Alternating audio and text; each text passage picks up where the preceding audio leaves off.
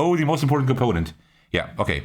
So I knew this was a good game. But the best part is we have even 2. you need 2 for those. Do we have more or just 2? No, just. Oh, okay. 2. They look like pixel. Oh. Yeah, or you shoot them. Or you just shoot them at your opponent.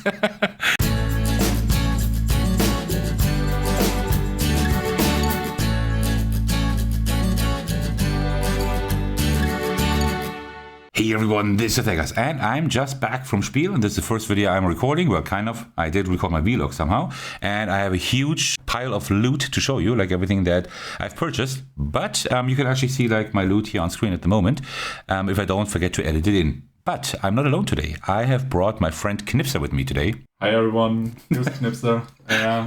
Maybe you saw some weird dude behind Zotekos at Spiel, and I was the guy filming him and making some photos. Happy to be here, and let's see how it's going. Just for the record, he said weird dude. I did not say that. Well, so we have lots to show you. So before we get started, as usual, just grab yourself a cup of tea and let's go. All right, very good. Well, kind of, we needed like half an hour to like actually tweak the audio and video settings for 2 people. So the tea is ice cold. Well, that's one thing to do. All right, let's just start. We have like a huge pile to go through. We will just grab games and just take a look at them. Let me look at one of my favorites, actually. This is Tenby. This is something that was sold out after just, what, like 3 or 4 hours, I think? Yeah, it was immediately sold out at noon. So. First day, Thursday, like 3 or 4 hours, like noon, was like sold out. But I did contact them in advance and asked them to reserve a copy for me for purchase. They did, even the Kickstarter edition. Much more expensive, but also nicer, I hope. Let's see what's in there. I think a few expansions. So yeah, I was envied quite a bit to actually have that game. I don't know if they just brought 3 copies or if it was like that popular. I have no idea, but there were a lot of people like wanting that game. So what is this? Tenby is a town in Wales, as far as I know. Like apparently one of the most beautiful towns, and you're actually just building like uptown, try to like match them together, get like points, things like that. I don't know, it has a solo mode, it's a very, very nice art style, nice theme, so let's just see what's in the box. I hope something cool. I mean, it's the Kickstarter edition, right? Oh, what's happening here? That was not me. Okay, so official soundtrack, really? Okay, cool. So wow, what is going on here? We have like loads of, look at all of these rule books. Okay, well, okay, there's something going on here. So let's see. We do have multiplayer rules. Okay, yeah, that's fine. So yeah, that's pretty cool actually with the blue background. So we have like how a round works. Okay, very cool. Different actions, position placement. This seems to be pretty well laid out actually. Very cool. That means the solo mode is not in here, right? No solo mode. It looks good, but thank you. You're welcome. But no solo mode. Okay, then we have family rules. Ah, there we go. That's my rule book. So family rules here. Oops. So this just makes it simpler, I guess, right? Family rules. You have like alternative ways to play the game, I suppose. Oh no, to use the components. So these are like actually different games. Look at this. You can just use the components for like different stuff. That is weird. I've never seen anything like that. Okay, cool. Then with the solo rules, I hope not too long. Oh, they actually have quite a few pages. Solo variant. Okay. Very cool. So, yeah, okay. Nice. I will not go through all the rulebooks now. I mean, you're going to be bored, right, if I do so. And a quick guide. What's going on here, man? Okay. Setup. Okay, that's just like... Okay, so if you actually know the rules, this is just like an overview. Okay, that's good. And then we have even more. That's the promos. I guess these are from the Kickstarter here. Tenby promos. Okay, cool. Wild houses, hotels. I have no idea what all of that means, right? But... I will find out soon, I hope. Oh, I'm so hyped for this game. I think this is really cool. All right, so what else do we have here? Okay. So we do have a scoring pad, which is double-sided. That's nice. Okay, good. And then, should I open this? Is that something I unlock? I will not open this. I don't know if there are spoilers. I don't know what I can open here. These are like boxes. Look at this. This is like boxes in here. All right, you take 2. I take 2. Let's just open them up and see what we have in here. This is heavy. There are cards in here, I think. Your cards? Oh, you have the only thing with like cool components. I only have the cards. And with your favorite part of all games. Yeah, of course. Oh, yes. The most important component. Yeah. Okay. So I knew this was a good game. But the best part is We have even 2. you need 2 for those. Do we have more or just 2? No, just Oh, okay. 2 so far. So I mean, the insert, there's nothing, I guess, right? No, there's nothing. Beautiful. Really beautiful, actually. Do you want to like show them? Oh, cool. Yeah, look Okay. at, like life rings. And Cool. I'm not even sure what this might be. I have no idea what that is. Looks a little bit strange. But the life rings fit in. Kind of fit in there. Let me get a few out because they Okay. are pretty mixed up, and most of them are those life rings and a little smiley. Who doesn't want to smile? That's the sun. I'm pretty sure. The sun. True. There. Ah, It's the sun. Definitely. no way. Yeah. This is so cute. And even Oh, a nice seashell. Very nice. need a little seashell and a dolphin, actually. You need dolphin. Oh, that is amazing. What is this game about? I'm actually, just a disclaimer, I don't know this game, and I'm really surprised what this is about. Oh, these are really Anchor. cute. Okay. Nice. This is a little ship, even. Okay, very cool. Okay. There are parts. I guess these are the Kickstarter components, I suppose. I don't You know. mean it's... I guess. Maybe these are like cardboard in the regular version? I don't know. And the last thing I see, which is not here shown, is this one. I think now you can see most of the components. Or, There's nothing else in there? yeah, I mean... No, it's all the same stuff. duplicates. Oh, no. Okay, yeah, very cool. All right, so else, and I think here we have the cards. Oh, I can't really open this up. Let me just try. Oh, this is kind of hard to open. All right, I managed to open it actually. So let's just see. Oh, loads of cards. I think these are all full with cards. But oh, they feel actually pretty good.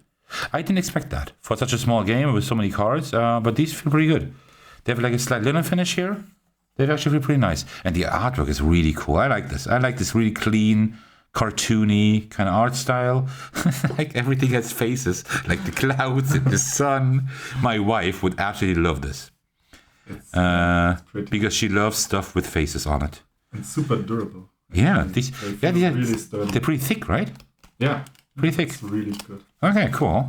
Yeah, nice, very nice. I don't know. You can take a look at like these, but I guess they're just all cards in there. Cards. Yeah. So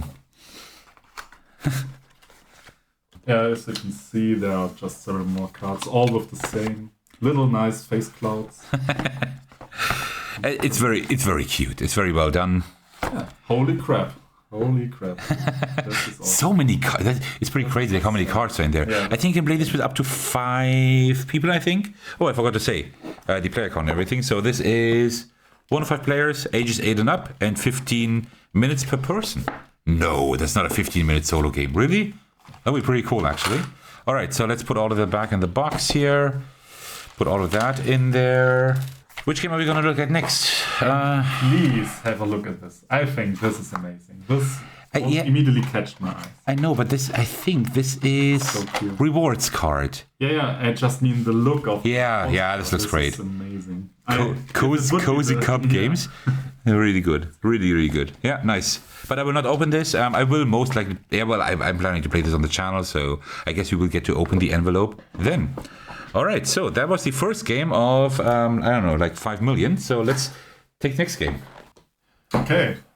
So Tacos also got to play at Spiel the Misfits game, which is yeah. looking really amazing.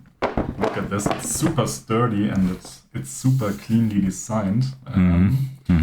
So I think it's also one of the hidden gems of the Spiel. So let's take a look what's inside. And just a little spoiler, he won that round actually, which is a bit surprising.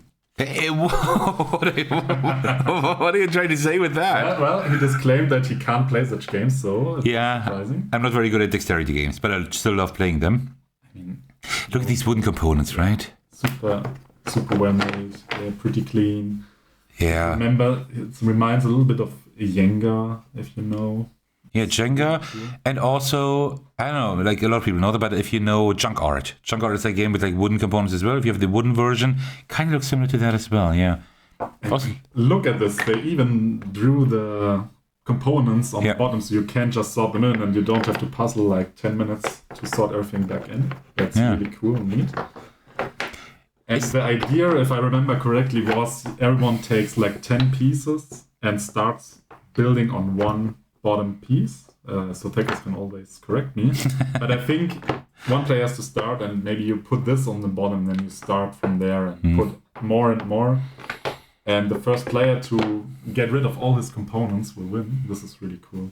Yeah, and like in most dexterity games, if like the stuff falls down, right, it's all your stuff now. You can take it, but of course you have like more stuff to put down. So actually pretty cool. Like the nice thing is that like what Knippser has already said, that like they're like really cleanly like produced.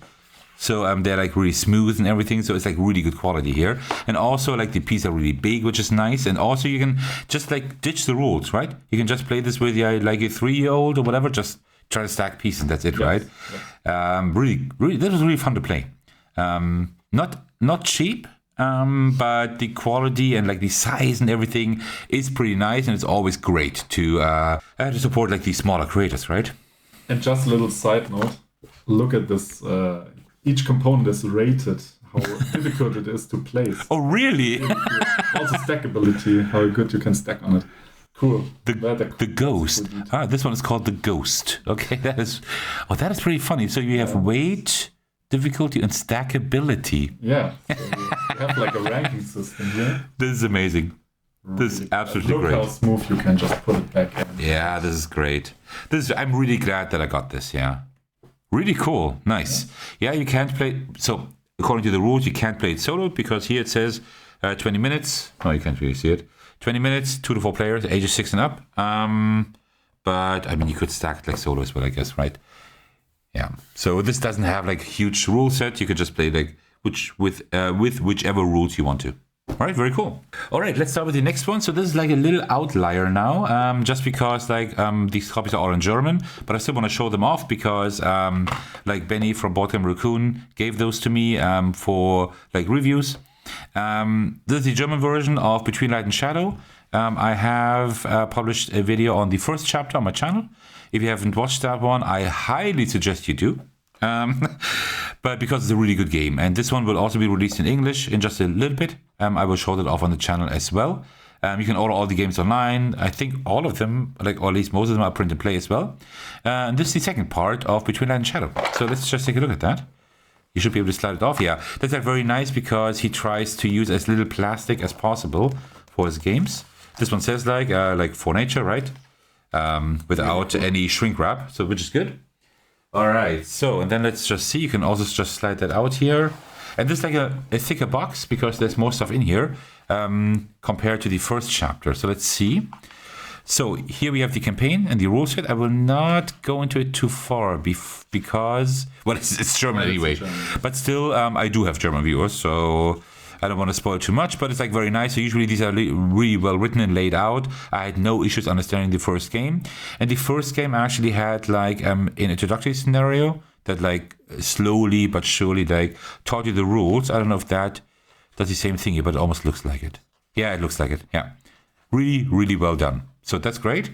And the new game, okay, they like all fell around now because they had quite some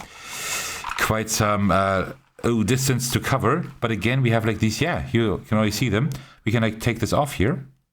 Okay. We can take these off. And then usually from both sides, yeah, I'm just as stupid now. But you could theoretically take them, I got it now. From both sides, because then you have like clear acrylic pieces. Here, there we go. And then you have like these really cool, like this is like a robot kind of thing here, I think. These really cool acrylic characters that you can put like in standees. And another change, like there are lots of changes here. It's still in the same universe, like the story of the first game is continued. So it makes sense to not only get this game, but also the first one first and then this one, because it plays in the same universe and it has some DNA of the first game, but it plays like way differently. If you have watched my video, or if you know this game, you can already see the big change is we have, I don't know, like 5 million cards here. The first game only had like a small stack of cards. These are, I need to sort them now. I completely messed up here. That's great for an unboxing. You're welcome for this exquisite viewing experience. I don't know what that is. This is this is something you can probably save your stuff in here between chapters, I suppose. It's like a bookmark here, I guess. And another big change, besides like 5 million cards, is like you only have 2 player boards. in the first game you had like 4 player boards, and now you only have 2. And these still feel similar to the old one, like with this how do you call that? Yeah, with this kind of foam, like the foam board kind of thing. But like they feel much nicer than the first one even. Feels amazing. He has improved those. Really clean. Very cool. So yeah, that is like Between Light and Shadow, chapter 2. It will be released in English quite soon, as far as I know. Oops. Okay. Yeah. That's. You're very welcome for this horrible experience. But you don't have to wait for that, because you can just get the first chapter right now, and I highly recommend it. Like Benny always does very unique designs. So I would suggest you take a look at those. And then 2 more things that are only interesting for the German viewers so far, but they're 2 also small games that he published. And one of them is a word game. I think there are just a few cards in here. Give me just a moment.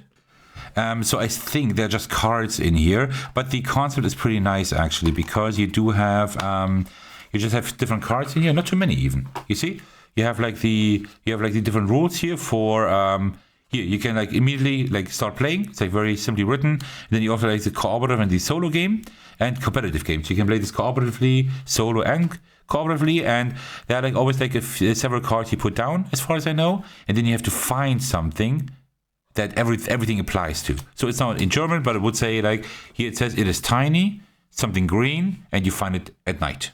And then you would have to find something that fits, a word, something that fits all of these things. That's kind of how this works, but there can also be many more things. These are all double-sided. There are quite a lot of different combinations you can have. It's a kind of a word game, very simple, but I like this design quite a bit because it's very small. You could also just take these cards, if you know how it works, just put it in a small sleeve, and it's really portable. That's great. That's really cool, and you can play it solo. So I don't know if it will be released in English in the future. If Benny, if you're watching this video, I bet you do. You can maybe put that in the comments. I don't know if that will be released in English, but it looks pretty cool. So I definitely wanted to take this with me. A small spoiler, I will be doing a giveaway quite soon. And this game might be part of that. All right, so, and then we also have Deep Space Dine. I'm kind of cheating now because I'm showing 3 games.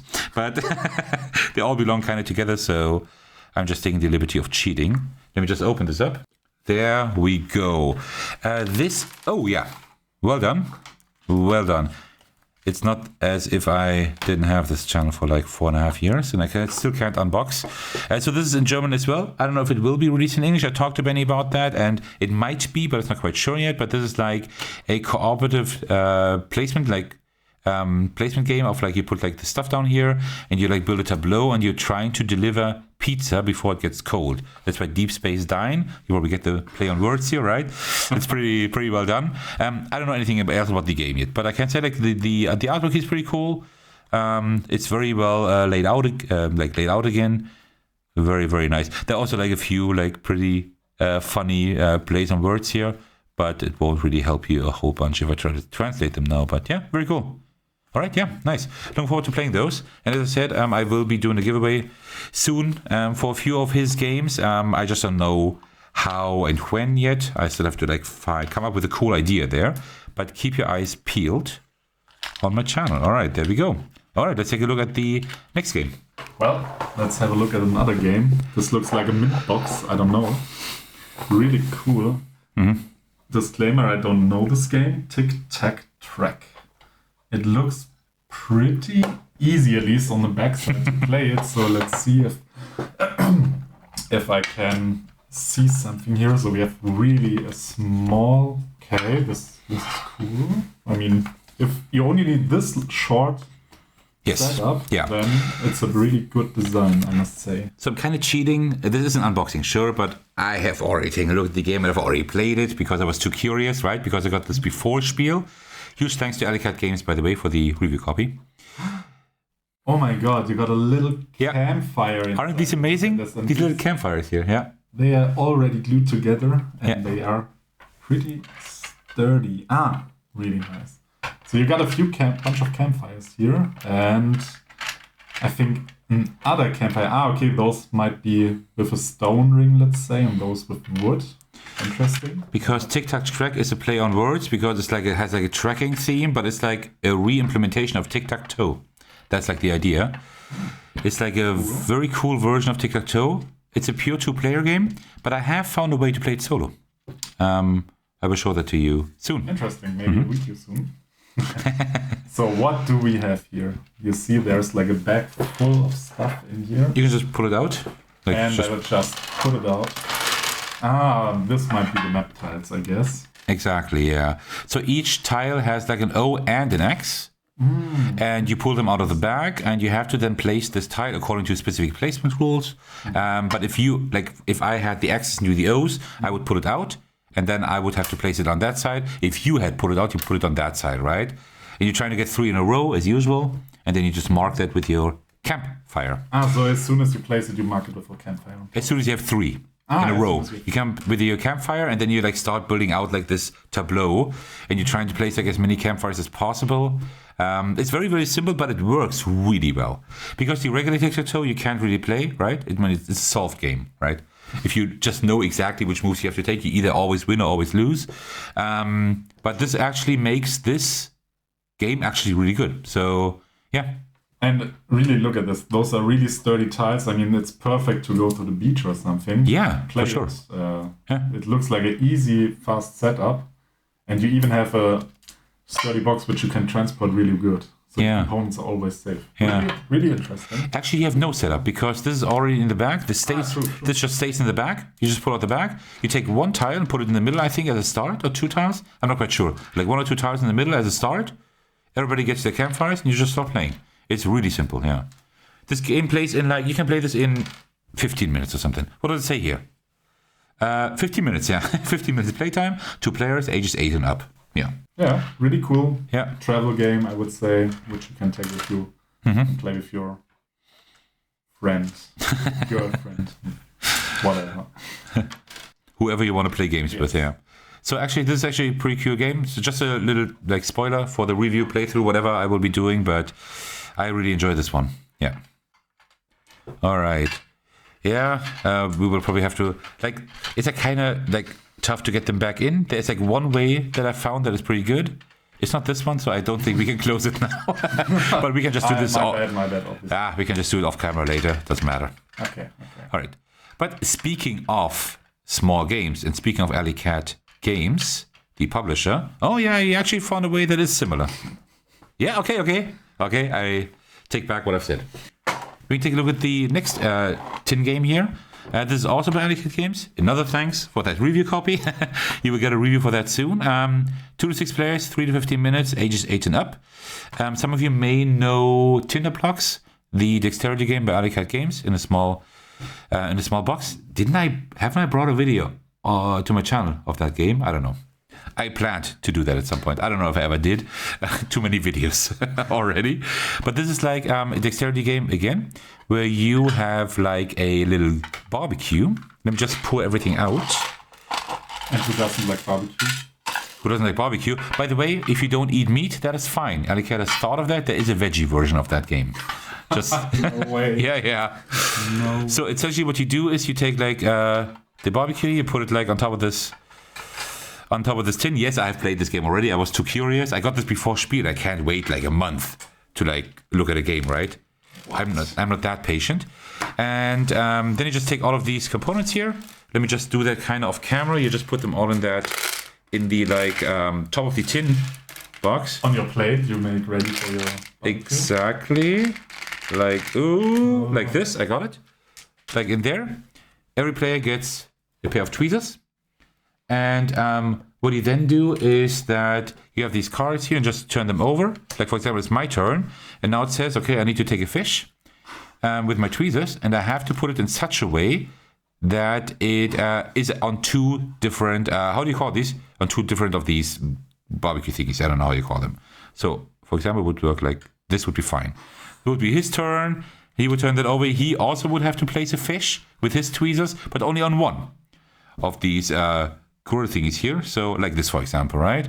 And like when something falls down, I think you lose. I'm not quite sure what the win condition for this game is. I kind of forgot, to be honest, but that's kind of how it works. And it's like pretty cute because these are all like, not only are these pieces really cute, they are like pixelated, right? They look like pixel Oh, Yeah, or you shoot them. or you just shoot them at your opponent.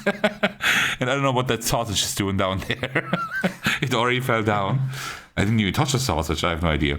But that's like how we do it. It's pretty cute. But more on that like in the playthrough. But yeah, very cool components. Amazed. I'm really amazed. Yeah. Honestly, I'm stunned. It's very cool components. Yeah, this is really cute. I really wanted to have this for the channel, and Alley Cat Games was so nice to supply me or provide me with a review copy. So I don't know yet whether I will do a review or maybe a playthrough or just a showcase. I have no idea yet. So yeah, this is really cool. Components are really nice wooden tokens. I like this I love this pixel look. And the cards, they're fine. They're not amazing, but they're definitely like fine enough. Who doesn't like retro gaming? Even. Yeah, this is like an amazing look.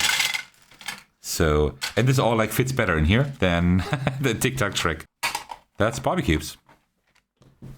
Well, now my turn, I guess. So we got Deckers here. It looks like a solo up to 4-player game from Pegasus, published, and the artwork itself looks really cool. I mean, it reminds me a little bit of Predator from Alien vs. Predators, I guess. That's interesting because it's like supposed to be a cyberpunk theme, I think. Oh, yeah. I mean, it's in the future. But I see what you say. Yeah, I see what you mean. I suppose it's close enough, I guess. So we have here like the rules. Oh, sturdy paper actually, so it's really nice.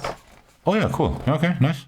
And yeah, you can see a list of the components. Pretty cool. I can't say a lot about it, but it looks like a tile placement game.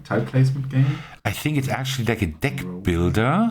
It's a deck building game, I think. It's cooperative. This is like a re-implementation. This is like a remake because the original game is called Renegade. Oh. And that was very popular. Like a popular deck builder, cooperative, but also solo. And this is like a new version of that and called Deckers now.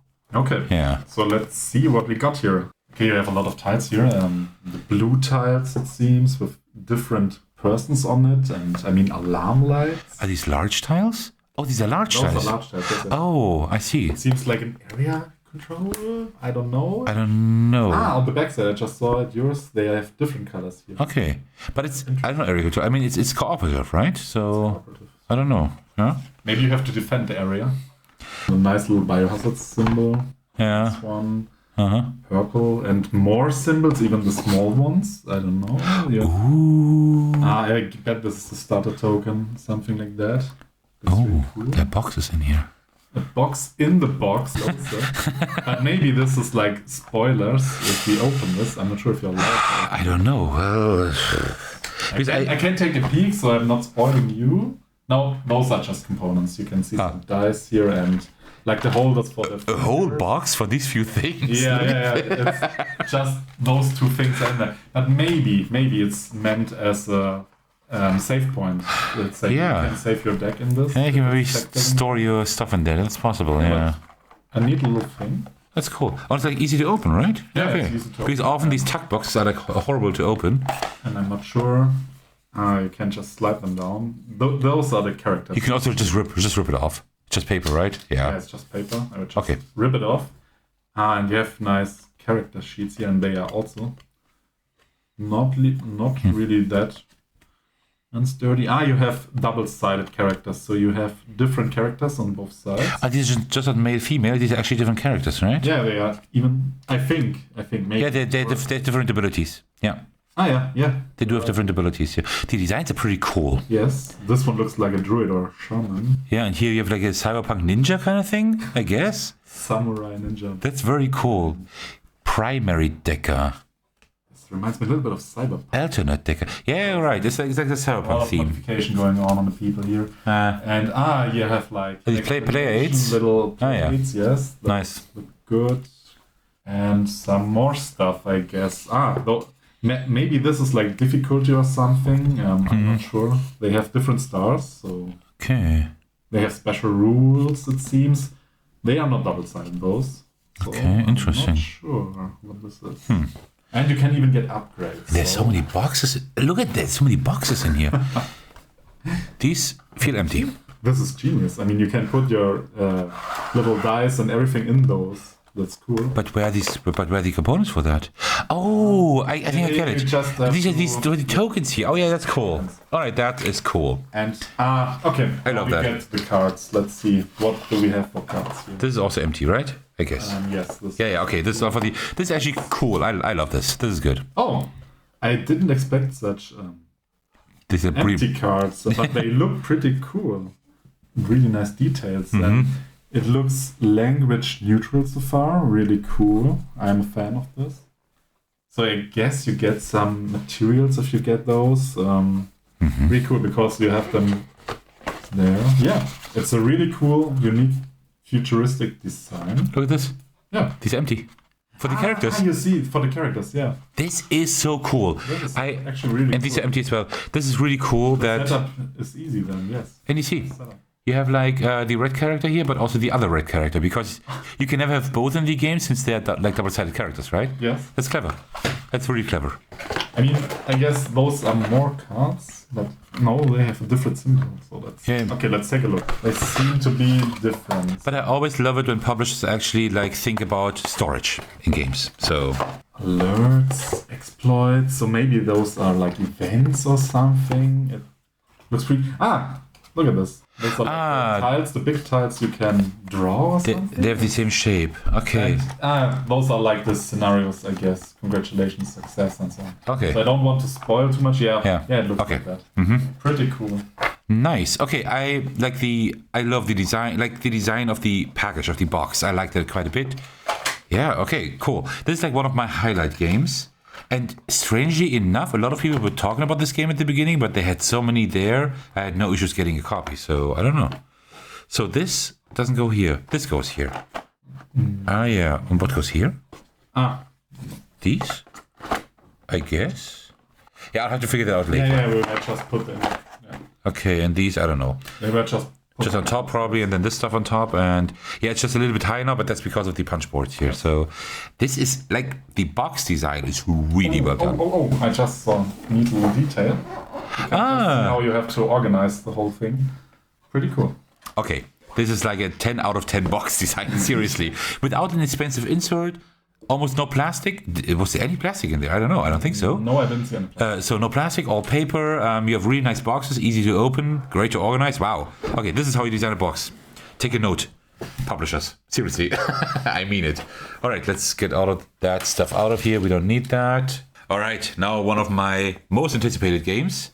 I know it's not huge. It's just a dexterity game again, but this is like you build up a tower and you put like cats on the tower. I mean, that's amazing, right? Like the theme alone. I think this is similar to what is it called? I think Rhino Hero or something like that. Like this game where they build up like also like buildings and put like rhinos on there. I think it's similar. So let's take a look. I tell you, his eyes were glowing when we went to the booth because he was also talking non-stop about this game on the day before. So I'm really curious now because he didn't stop talking about this. I don't even think that's like going to be the greatest game ever, but somehow I don't know why I really wanted this. So let's see. We have a rulebook. That's a good start. Okay. So oh, there's so many meeples. Look at all of these meeples. Okay. And it's like one with a scarf. Okay, not yet. Let's take a look at the rulebook first. All right, so we have the rulebook here. Yeah, standard fare. We have contents, game setup. Like, I'm not going to mention that for every game today, but this game deck shows it quite well. As you know, like if you have watched my channel before, I always love it if they have like the description here with numbers here, and the numbers also in the picture. You can also like easily see like where to put stuff. That is amazing. So, and then gameplay. Yeah, you just place down stuff. Yeah, that's already it pretty much. You just place down stuff and you have like goals that you clear. I didn't know that. That makes the game even better. And the best thing is, yes, you can play this game solo. And there's a competitive variant as well. So cooperative, competitive, and solo. I just don't know how. I don't know. I guess the cooperative variant is also the solo variant. I guess. I don't know. Must be. Yeah. Okay, cool. So let's take a look at all this stuff. So here we have the tiles. I don't know what these... I mean, you just build that up, right? Oh. These have holes. Am I supposed to... I guess. Okay. So we have like these... Okay, these are not tiles anymore. Now they are rings. Okay. So we have these rings here. You can like punch them all out here. What? Okay, yeah, okay. So we have rings instead of just tiles, okay. There are like loads of them and they have like numbers on here. I don't know, maybe that's important for things. And then we have, these are, I think, like, these are the building cards that you build up, right? Yeah, I think these are, you probably can fold, I don't know. Do you fold them? Yeah, you fold them. Here are like folds. Just which direction is the question? I think this direction here. You fold them like this, I guess. So and then you have like these, you can hardly see it on camera. Yeah, probably, hopefully you can see it in the zoom in post. But you can like fold them like this, and then you have like, and you then put them like, you build up that building. But the cool thing is you have actually these like bricks actually like showing here. So yeah, very cool. And I guess you just build it up like this. Yeah, and these you just fold. I just don't know which direction. I'm not gonna fold anymore because that's maybe the wrong direction even. But okay, that's very cool. And there are like loads of those, but they're all the same. Oh no, they are not the same. Here, you can punch out that little window here. And then, yeah, I guess it says that direction here, like this. And then you just build up your stuff here, like this. Yeah, that's very cool. So it's like Jenga with smaller parts and you build in the height? Somehow, yeah, you build it up. Like, I think there's this Rhino Hero Battle or whatever it's called. It does something similar. So, and then here we have also like some kind of like pillars, I guess. Or something. Let me just check. Okay, and this, and these are, yeah, these are pillars. Which direction? Yeah, I think this one. These are like pillars. You can just do like this. You can like not see it on camera very well, but they're like pillars you can just stand up. Okay, so you build up everything like that. But the issue is like you can't really like unfold them all like and then put them in here, right? They don't fit anymore. So you probably have to do it during the game, I guess, right? I don't know. All right, then we have more cards here. These feel good. Like everything feels really good here. It's like some kind of linen finish on them, which is really nice. So yeah, here are cards. 10. If Toto, I think Toto is that one here with the red scarf, is placed on the 10th floor of the tower or above and the tower does not collapse in the next 5 seconds, all players win the game. These are like your goals, like 10th floor, 13th floor. That's even harder. That's unfair. 15th floor, 17th, come on, 20th. You can see like you do them in order. You do them in order, actually. That's, okay. Like 24 is the highest, it seems. And it says like up to 20 here, then, okay. But maybe you can build even higher. Competitive variant here, okay. Yeah, okay, nice. And you actually have the player turn order. Okay, cool. Sure. Under the insert, nothing as usual, of course not. Okay, cool. And then we have the meeples here. Yeah, we need to take a look at all of them, but there's one thing to note. We have 1, 2, 3, 4 most important components. 5. That's good. This must be a good game. I knew I had a reason to be excited. So let's see. We have like different cats here. I think 4 different ones. We have like the purple one here, the pink one, the small one here. That's just chillin'. We have the blue one and we have the fat one. So yeah. The fluffy one, we say. Not the What did you say? The fat one? Yeah, I know. no, fluffy. Fluffy and fat. And then here we have Toto, and like there are like more cats here with the scarves. Because even a cat can get cold, I suppose. So here. Very cool. Nice. Okay, that's really cool. Yeah. You want to take a look at that as well? And then we have like these little paw tokens. Look at those. These go on the competitive board here, I think. For player. For turn order. I guess. Yeah. Very cool. Nice. Yeah, that's pretty much it.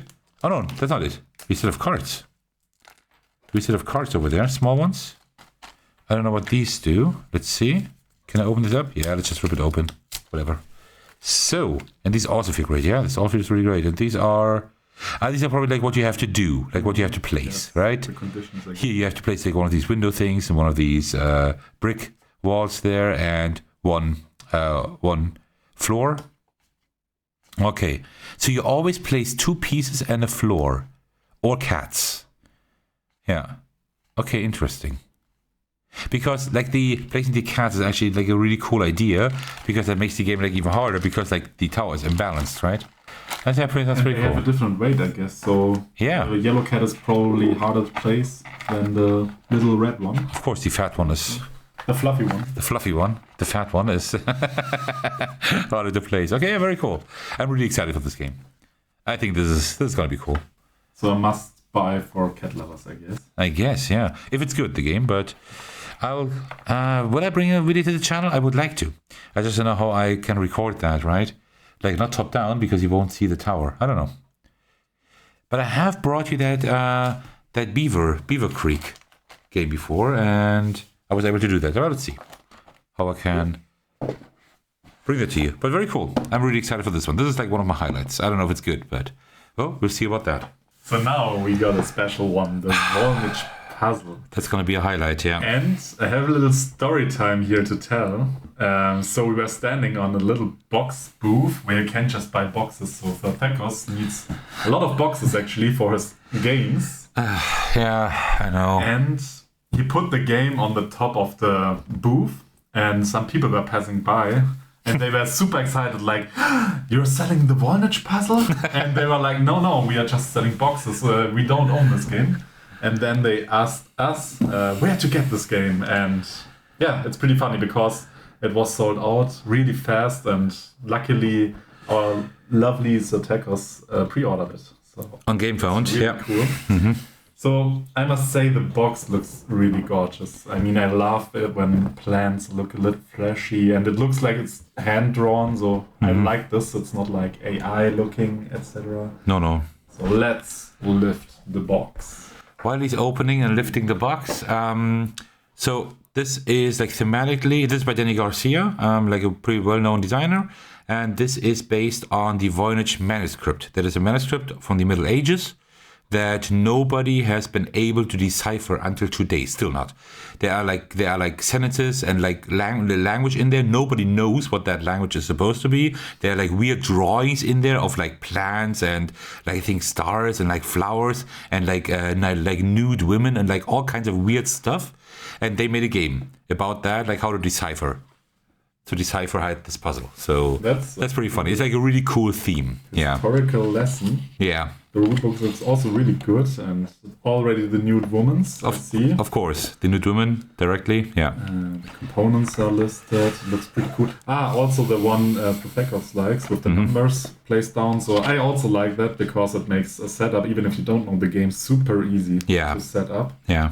Really cool. Yeah. Especially for a larger game like this, right? Yeah. So I don't want to spoil a lot because it looks like explanations and how to do something, and I see every page has like nude women. I don't know what the puzzle is about, so looks really cool. Nobody knows what it's about, so that's like the issue, yeah. So yeah, it does its job great. No one knows what to expect here. A lot of plants and nude women. Reglamento. Reglamento, yeah, it's like the English-Spanish version. Okay. So it's just a rulebook in Spanish. This is published by Salt and Pepper Games. I think, are they Spanish-based? It's possible. So there's like English and Spanish, yeah. And who would have thought a puzzle with puzzle tiles? It looks really cool, actually. Let me just check that. Oh, so you... Yeah, they're actually like they're nice and thick and they're double-sided. Oh, there's something on the other side. Let's see. They're like it is the letters because like you have we will see that in just a moment. We have like 6 boards in the middle, and like one of them is the main board where you put these puzzle pieces, and so you have like these. Let's put this back in here. This one. On the side, so we have more space. Put it here. Right, because these letters are like for you to know where you can place the puzzle pieces, I think, or something like that. More little components. I mean, this looks super spacey. I don't know what to say here. It looks really strange, but also I think I like it, the puzzle theme, and you have to actually puzzle. That's really cool. I've never had such a game. And like one little thing, if you look at this, you actually have like an entire image here behind the puzzle, right?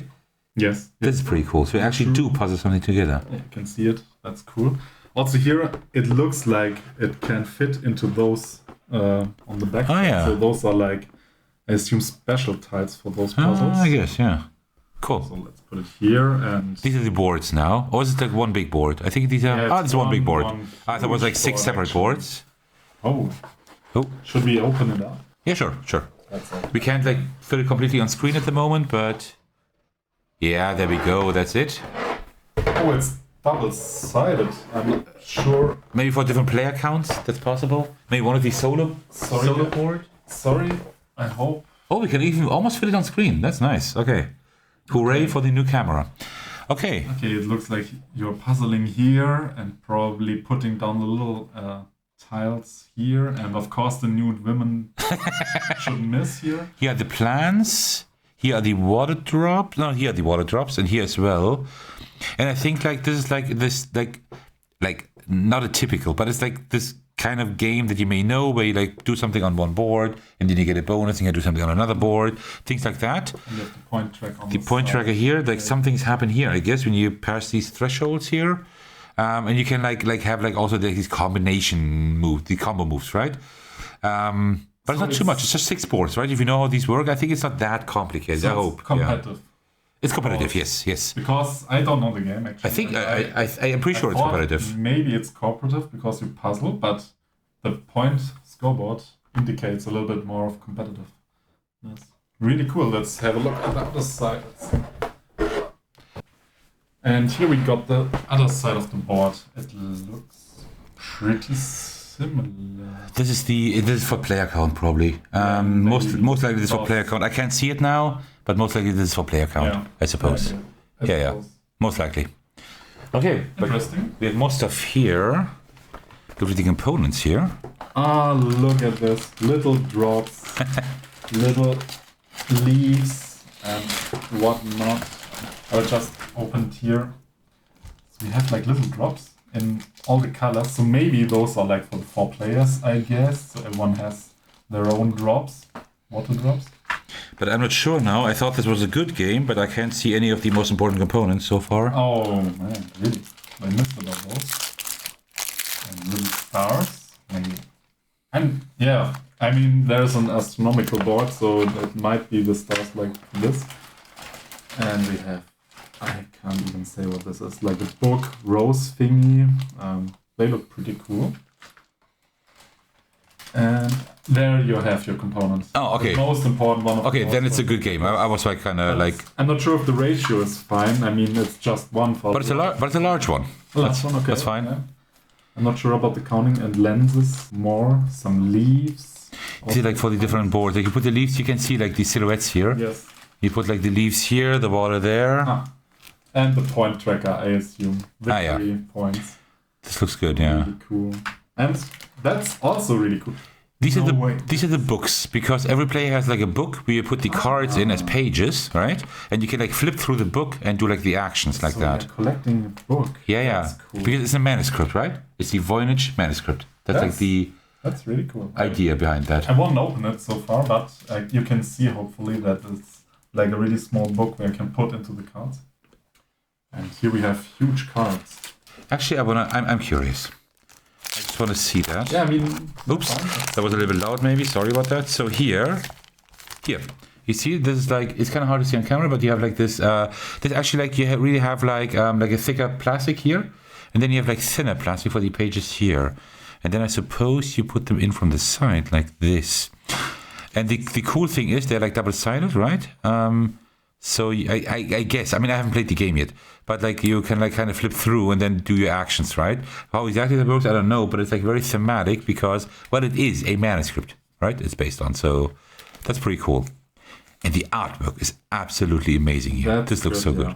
I don't know. I'm not like an expert on the manuscript. Well, nobody is, but I don't know if like these images are just if these really are from the manuscript or if some of they were just like if they're just like similar. I don't know about that.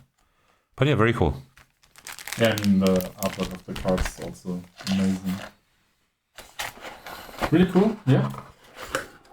And also, I mean, those little details are adding up. I mean, I'm just guessing here, but this is maybe Voynich or the one who designed the book. I'm not sure. I guess. And here's more cards, small cards. Okay, but you don't have to take a look at them. They look very similar to these there, but maybe those are for the book and those are like in the playing area to retrieve for something. I'm not sure. Would make sense, yeah. But look at this. Really cool, yeah.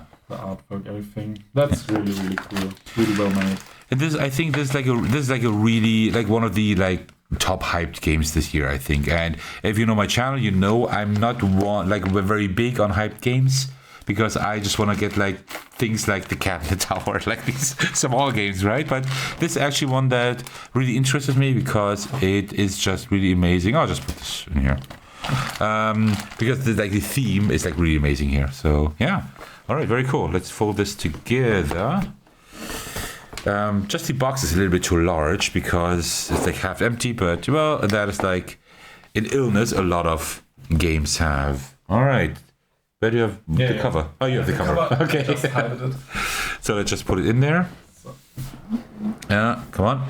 There we. We didn't take a look at the back, but oh, I think it's not a problem probably.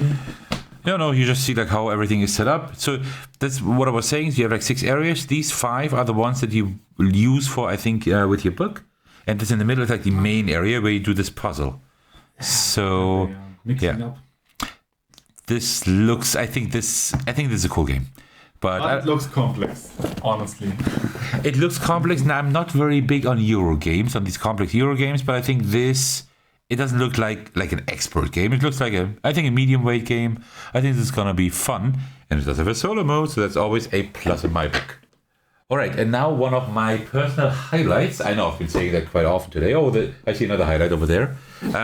So that is Dungeons of Doria, Arcane Abominations. So I just recently published a video on Dungeons of Doria, a playthrough of a scenario. You can also play campaign based, but a video that I highly suggest you check out, although I didn't quite like it. Was like the first video with the new camera and the focus isn't perfect, but apart from that, the game is amazing. It's one of my most favorite dungeon crawlers. It's not as well known as it should be, in my opinion, and this is now the expansion, the first expansion as far as I know, that was released for the game. I backed this on GameFound, but I think you can still get it.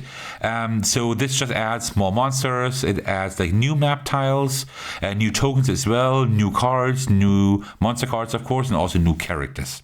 Very cool. So like just and also new scenarios, and I think even 1 or 2 new campaigns, which is really cool. It says here 5 additional standalone quests. Right, very very cool, and 2 campaigns. So that's very nice. So yeah, this is very cool. We will take a look at that in just a moment. Also, what we have is, so huge thanks to Victor, the designer of the game, for providing me with these magnetic map tile holders. Let's take a look at those first, because these are actually by Lazy Rocks, so I expect the quality to be quite good. So what you can do is, because you build up your dungeon in Dungeons of Doria, which makes sense, hence the name, and these are actually made from wood, I think. Like Lazy Rocks does everything from wood. So if you look here, you see like these are like wooden sheets, just like they're just kind of nailed or whatever glued in, and these are magnetic, right? So I can just put them here, and can put one right there, and that means like you don't have the issue anymore with like tiles, like you always have to like rearrange your tiles because they like you like shove them off accidentally. This doesn't happen. If you shove off this thing, you shove off the entire dungeon, right? And that's pretty cool. And it should be like these 2 holders should be enough for one like scenario. These are like 5 you can have here, right? But I have like a second holder here, a second package here, and that is like pretty cool. And because these are like really done well, because like the magnets, I think these are the magnets here, right? That means you can't go like this. You can only do it where it actually needs to go for the dungeon.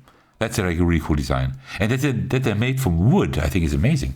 I thought initially they were made from plastic, so that's really nice. And you can like easily stack them again, because they don't have like a magnet on the entire thing, but just in the right spots.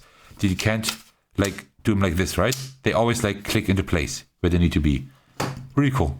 My nerdy heart is beating hard. This is amazing. If I see something like that. This is absolutely amazing. To be honest, I think I wouldn't have purchased them for myself, because I usually don't like having like extra board game components for a game that don't fit in the box. But man, these are cool. So if you own this game or if you plan to get this game, these might be worth a purchase. So thank you, Victor, for giving those to me as a thanks for my last video. And by the way, little spoiler, I do plan on bringing Dungeons of Doria again to the channel. Maybe even an entire campaign. That would be kind of cool, wouldn't it?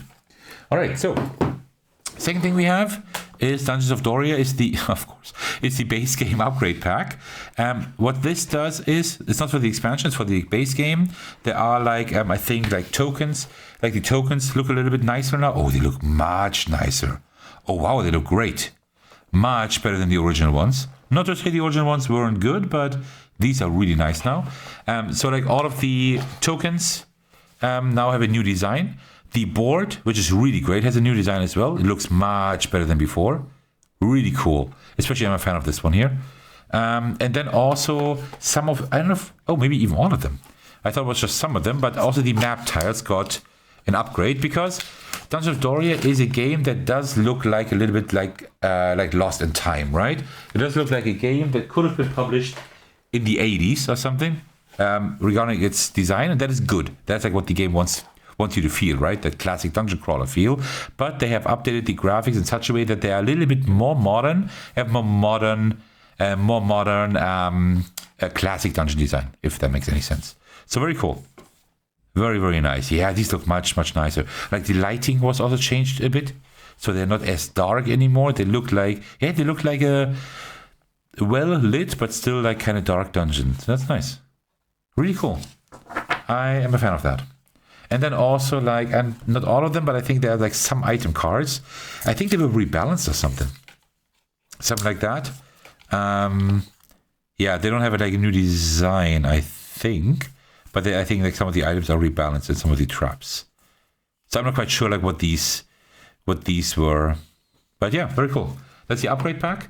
So it does make sense if you get Dungeon Story to also get the upgrade pack. It's mostly just visual as far as I know. Maybe these have been rebalanced, but yeah, very cool. And now we get to the main part of that Dungeon Story thing, and that's the expansion. So loads more stuff in here. I think we can make it kind of quick because it's like more of the same. I think there aren't any like new things in here. So we do have single scenarios new once again. Very cool. Just new scenarios. I'm not gonna spoil anything here, but because that's the cool thing about Dungeons of Doria. If you want to play a campaign, you can do that. Usually campaigns have like between I think 8 and 10 scenarios. Each scenario takes about like 2.5, maybe 3 hours, depending on how fast you are. Some of them can even go faster. But you can also play single scenarios. In single scenarios, you level faster, but the enemies also level faster. So it actually is like a faster adventure, so to speak. But we also have like, I think this is like a new campaign, I guess, right? Yep, new campaign. And then also we have like additional rules, like a pretty thin book. I don't know what is new. They just like give you like just a few new things. But yeah, we have like new room tiles, right? And like you can play with room events. Additionally, it's like a module. So like every time you uncover a new room, it's not just a new room, but something happens actually. So very cool. Here are like the room events that happen for the new tiles. Then here we have another campaign. These are like the two campaigns here. The Old Man, A Dark Alchemy. And then also you have like, I think 8 or 10 new scenarios here. Then we have new characters, including their boards. You can like see the full character artwork on the back. These are only interesting for like role-playing purposes, or if you want to have like specific stats at the beginning. I usually play with distributing my own stats, like in a real role-playing game. Then here we have just a few new tokens. What these do, I don't know. These are like new, how are these called? Like these orb thingies, and like new tokens here. They're like character tokens now. I don't know what these do. And these are the new monsters. Okay, very cool. And like this is like a huge highlight of the expansion. Like this used to be a game where you had to like put like everything in writing, and now you have double layered boards. And we have the tokens down here for that. So now you can actually track your health and your psi points with this small board. These boards are also, no, I think they are about the same size as the original ones. So that's very cool. I really like that. Yeah. What else do we have? Yeah, and here, if you have seen my playthrough, it's not really interesting, but it's just like new cards, right? So we have like new monsters, I think. Oh, and that's cool. They have the AA, Arcane, Abominations thing in the top left. So if you want to play without the expansion, you can easily remove those. Very cool. These are new characters here. And the new Player 8s. All right. I think like the rest is not that interesting. We have like a few more bases here, and we have like the cubes for the AA player boards, and here are just more tiles. So nothing too special, I think, to unbox here. Yeah, just more tiles. I'm not quite sure if you can just take the monsters and tiles and play with the original scenarios, but I think so. So yeah, that's like the new expansion for Dungeon of Doria. All right, cool. Looking forward to bringing that to you to the channel, hopefully sometime soon. All right, so let's take a look at the next game. Okay, I'm allowed to bring you the most cute game I've ever seen. And yeah, I was super sad last year when we went to the origami, I think they are called Origame booth, and the ice cube melting cubes game was sold out. And I was super sad, and I was happy that I saw that this year they are back in action and also here, but they sadly didn't have melted cubes. So it turns out that they lost the IP for the melted cube game, and they just said, hey, the game is pretty good. Now we make cocktails, little ice cocktails thingies, and it's called Puru Paradice. It's pretty cool, and look at this. That's sweet. That's just sweet. Yeah, just a little bit of context. That Cube Melt, so that's the name of the game. That's actually an IP because it's a cartoon. It's a comic. It's a comic strip, but they lost the rights for the IP, so they can't reprint it and sell it anymore. So they just said, okay, then let's just put another like really freaking cute theme on top of it. Yeah, it's so cute. I'm gonna die. So I'm a big fan of such rules because they are pretty compact. You can see everything you need on one view, let's say. Really? I absolutely hate those. Like long time viewers of my channel may know that every time I get this out, I start cursing. Okay, not like really cursing, but I hate these rules because you always like have to like fold them out completely and put them someplace instead of having like a book. I hate those. I will have to run after this one, I guess. So those are like the little player boards, I assume, because you are playing like a little jelly and you have to jelly around, they said. So I'm really curious what it's about. They are double layered. They have an easy mode. This is the easy mode with nothing but numbers on it. The point track. On the back side you have like they have abilities and you can do something. So it's cool. You can just play it with kids or just a little bit more complex with your friends. And it's up to 5 players actually.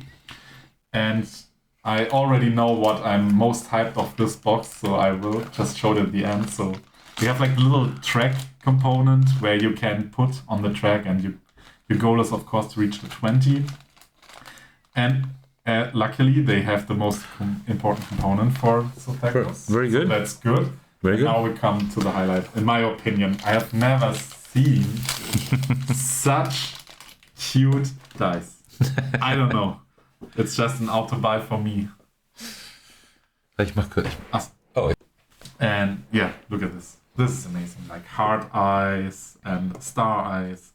I'm pretty sure my girlfriend will love this game just because of the components. Hopefully the game is half decent. But we saw a demo last year and it looked really simple but awesome. Actually, it's a bit of a push your luck game, which we both love, Sothekos and me. Yeah, I hope I'm not gonna like the game too much because I wanted to get that Cube Melt game last year, but I was sold out. And this year I was really working hard on not getting this game, but I really wanted to. So I hope I'm not gonna like it too much. Otherwise, I'm gonna regret not getting this. Yes, because the shipping is as expensive as the game itself. Yeah. So it's not really worth it to ship it. Yeah. So yeah, it's a really cool, neat little game. I like it. Yeah, we need to play it like later on, maybe or something. Yeah. Just for me to like realize whether or not I made a mistake in not getting that, but yeah. But I also want to highlight it's a really small, lovely game. So that's pretty cool. And speaking of pushy luck games, come on, let's look at the next pushy luck game that we have here, and that is Circus Flohcati. This is a review copy I got from Plate Games. So this is like a pretty old game. I think like the original is like from '98 or something. It's like a pretty old like game. It's like a classic push your luck game, pretty much, just based on cards and not dice. By Rainer Knizia, the doctor, right? And yeah, this is like the theme is like these little fleas, like being in the circus, right? Like this flea circus, and yeah.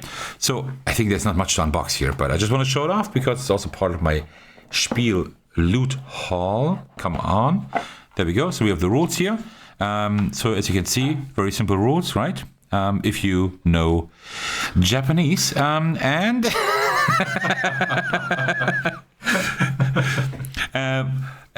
like the thing is, they were able to give me like I think 4 review copies, and I said like yeah, that's like one of the games I definitely want to have. I like purchased like even more at the fair, so we will have a lot of plate games today. I think like 5 or 6 at least.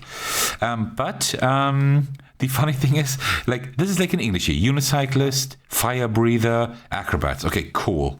But this is in, I think it's Japanese. Is it Korean? No, I think Japanese.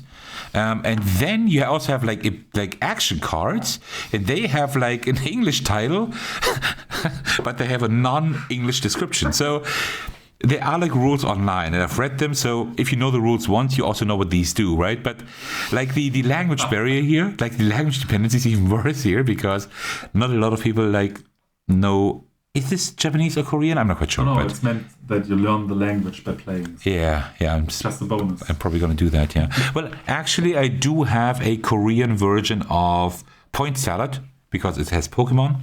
And that one is like, I kind of like had to like learn a few words, like at least like how they look like to like understand that. But yeah, that's pretty much it, right? You have like these colored cards with different numbers, and you like keep flipping over cards, and you cannot have the same number or something like that. Like a really standard push your luck game, but it's supposed to be very good. So yeah, looking forward to playing that as well. And I'll bring you a review to the channel, and I will bring that review to you in English, promised. All right. So now I got to unbox Capybara Crush. I mean, the sound, the name is already interesting title, and it has like small figures on it. It's pretty sweet. This reminds me a bit about the animal game I played. This little tortoise. So really cool. Yeah, let's see what's inside. I mean, it looks like a 1 to 4 player game. And the round just goes like up to 30 minutes. That's a good time frame, I would say, for such a game. What we can actually do, we can also like unbox this first and then also order after that because it's by the same company. And obviously, Packers had to get both games. Obviously. I wanted to get more, but they were sold out. But yes. So these 2 games, these are like, I think these are like both like kind of like placement games, right? You have like a tableau and you like build up your tableau, I think. But I don't know much about it. But and I mean, look at the art style. I mean, you have to get this, right? Look at these. I mean, come on. They are like pretty and they look happy. I mean, the star doesn't really look that happy. Oh, maybe a little bit, yeah. And also they got the perfect rules, which Sothekos likes. Oh, come on, not again. No, they are not.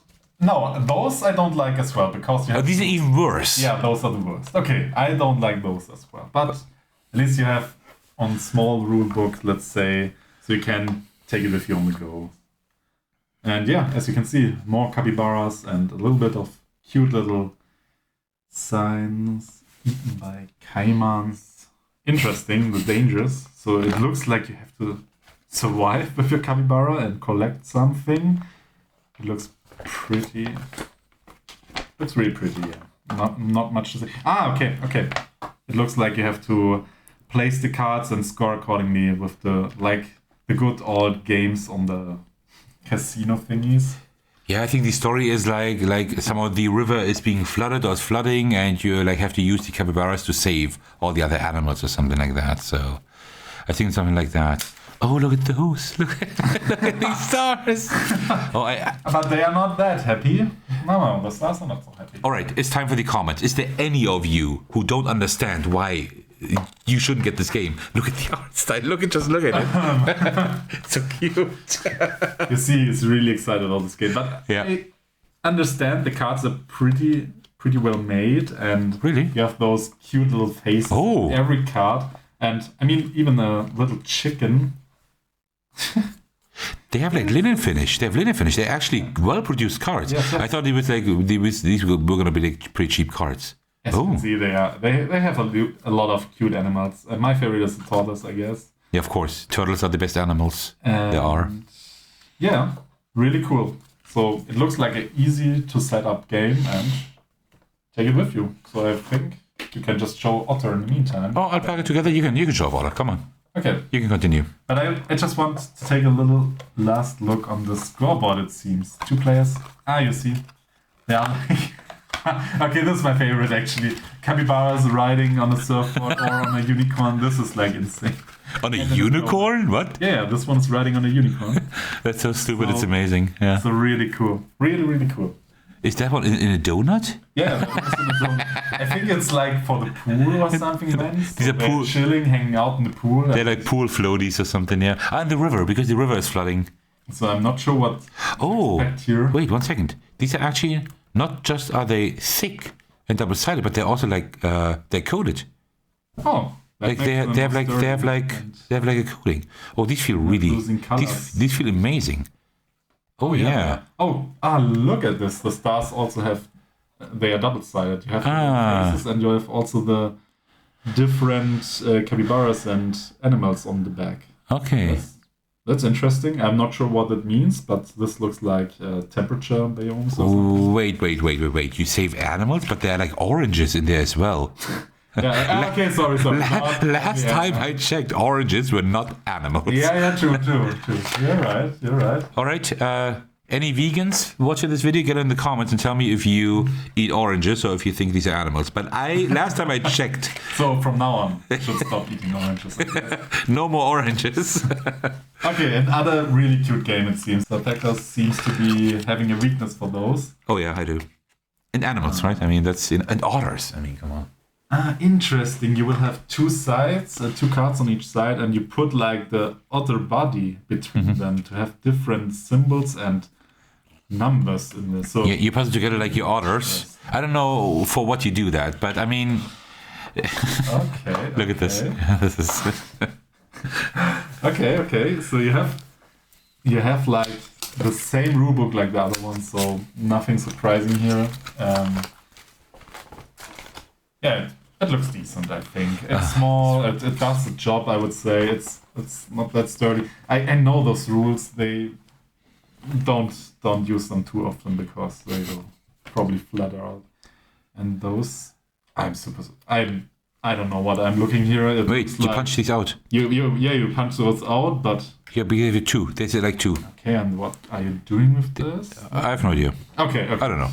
Yeah, so you punch those out and then you have like 2 of those, so I'm not sure. I guess you can like put a card here maybe. Okay. This would fit because like round the corner, you would put the card in here, and more. I don't know what you do here because we don't. Okay, so it's are the tokens? No, they're not tokens. An underwater. Yeah, I don't know. Yeah, but it looks cool, I guess, and the cards. Also, oh man, again, really gorgeous, and they have the otter on the bottom, so really cool. Do we have something else on cards? Oh my god! I have a weakness for frogs with big eyes. Look at the eyes. This is amazing. I love frogs with big eyes here. Shout out to Keep the Heroes Out. I mean, they frogs with the big eyes. Yeah, for sure. Yeah. I love it. But where are the otters? The otters will come, I guess. Yeah. We have fish which sing, I guess, because. Or they're shocked. I don't know. Yeah. They're super happy and little. Clams. Yeah. Yeah. Also, they can't look happy because they don't have a mouth. I don't know. But where are the otters? No otters. More stars. Are there no otters? Yeah. No. Wait. I guess. Otters. So you place them probably higher inside, and then you have the. Other side. Oh, and there's something you have to collect, most likely. Probably. And you put the thing between. Oh, that's the. Oh no, I see it. That's the. Okay, yeah, That's the body, and maybe. Oh, this is so stupid, but I love it. So it's for 4 players, and it's like 4-player board, so it's really cute. I mean, you have like even near. I'm not sure. Is it cooperative? Do you know? I don't think so. Do you try to collect something? I mean, This looks like a quest or something you have to do to reach or to collect. Maybe it's a goal for everyone.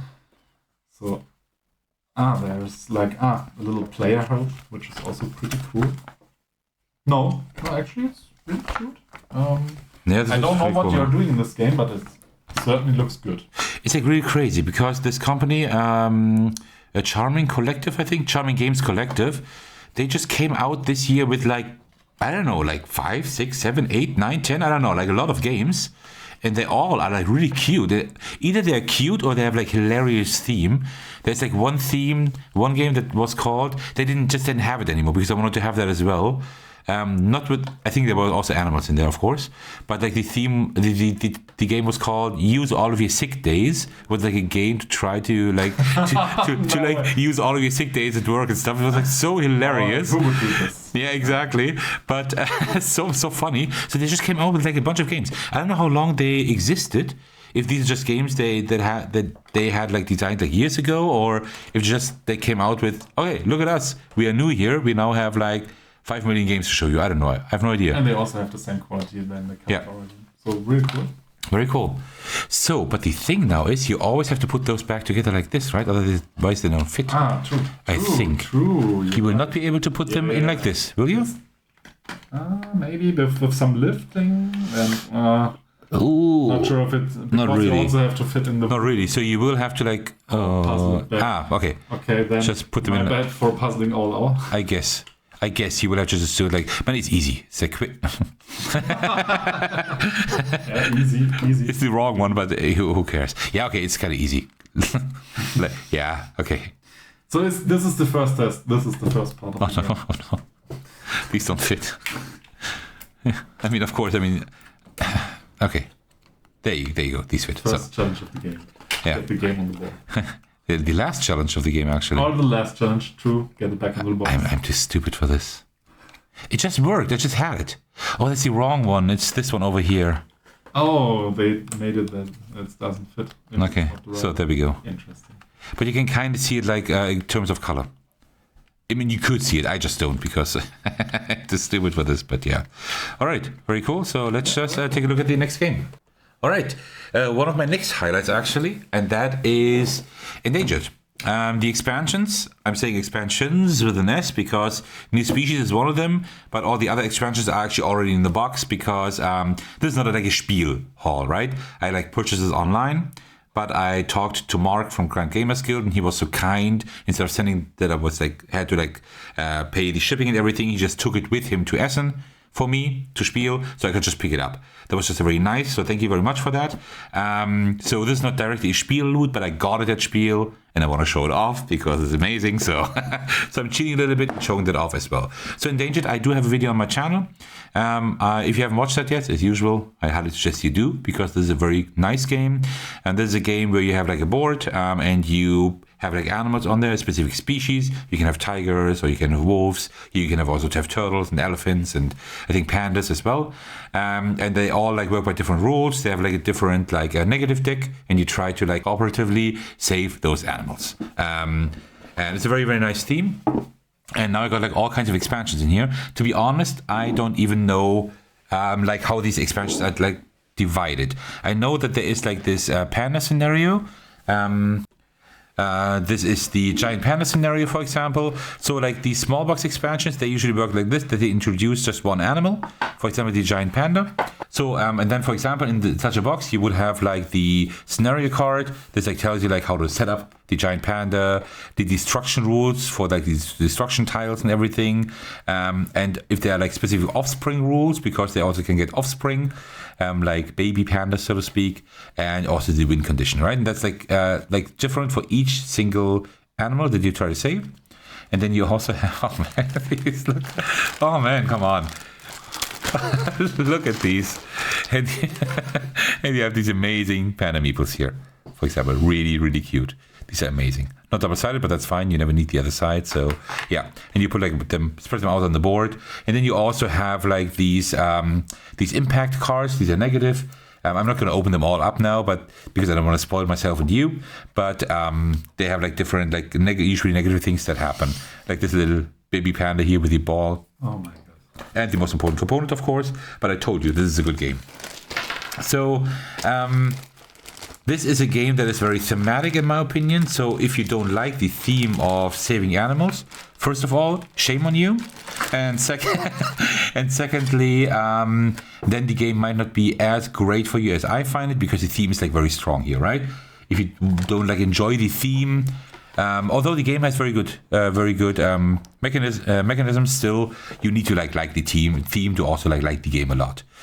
So let's just take a look at like some animals. So what we also have here are the monarch butterflies that you can also save. Come on, get them out. So you also have like impact cards again. You do have like your regular. Oh, no, let me get them out. You have like your regular scenario again, right? As I said, like the other one, setup, offspring rules, whatever, right? Like always different rules for each animal. Then you have like these really cool butterfly meeples. Let me just get a few out here. Like really, really nicely done. They're even double-sided. So detailed. Yeah, really detailed. Yeah, they look really nice. Yeah, and it's nice that they look good, because like the entire game you will be staring at the board and trying to save them, right? And it helps if they look nice. So, and these are like different things. Oh, what is this? Okay, there's an extra board for the butterflies. I don't know what that is. Generations. Oh, okay. They actually have like more mechanisms in here. Okay, that's cool. They do stuff. Okay. I don't know what that is, but actually this is like a real cardboard. Okay. I think then you also have like the impact cards here for the butterflies. And this is like something else. These are like promo stuff. These are like promos that I also purchased online. One of them is like a new card for the environmental lawyer, like one of the roles that you can pick. Then we have like one of the countries you need to convince to actually like help your efforts is the Ukraine. I think that was actually published during, well, you know which conflict, right? When that started, there was like a promo card. And then also there's a campaign mode. I don't know how that works, but when I saw Endangered has a campaign mode you can get, of course, I jumped on that, right? Because having this as a campaign would be amazing. All right, and then we just have more animals mainly here. So we have like, I think these leopards here that also look like really detailed and cute.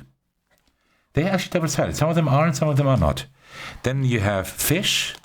I don't know what fish these are. Take some fish. Then you also have like these sea turtles. These ones over here. Like I need to take these out because turtles are the most amazing animals. So right here, very detailed and nice as well. Then we have the polar bears. Right there.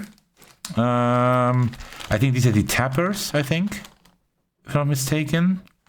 Or anteaters? No, I think these are tapirs, I think. Here, jaguar is that one here.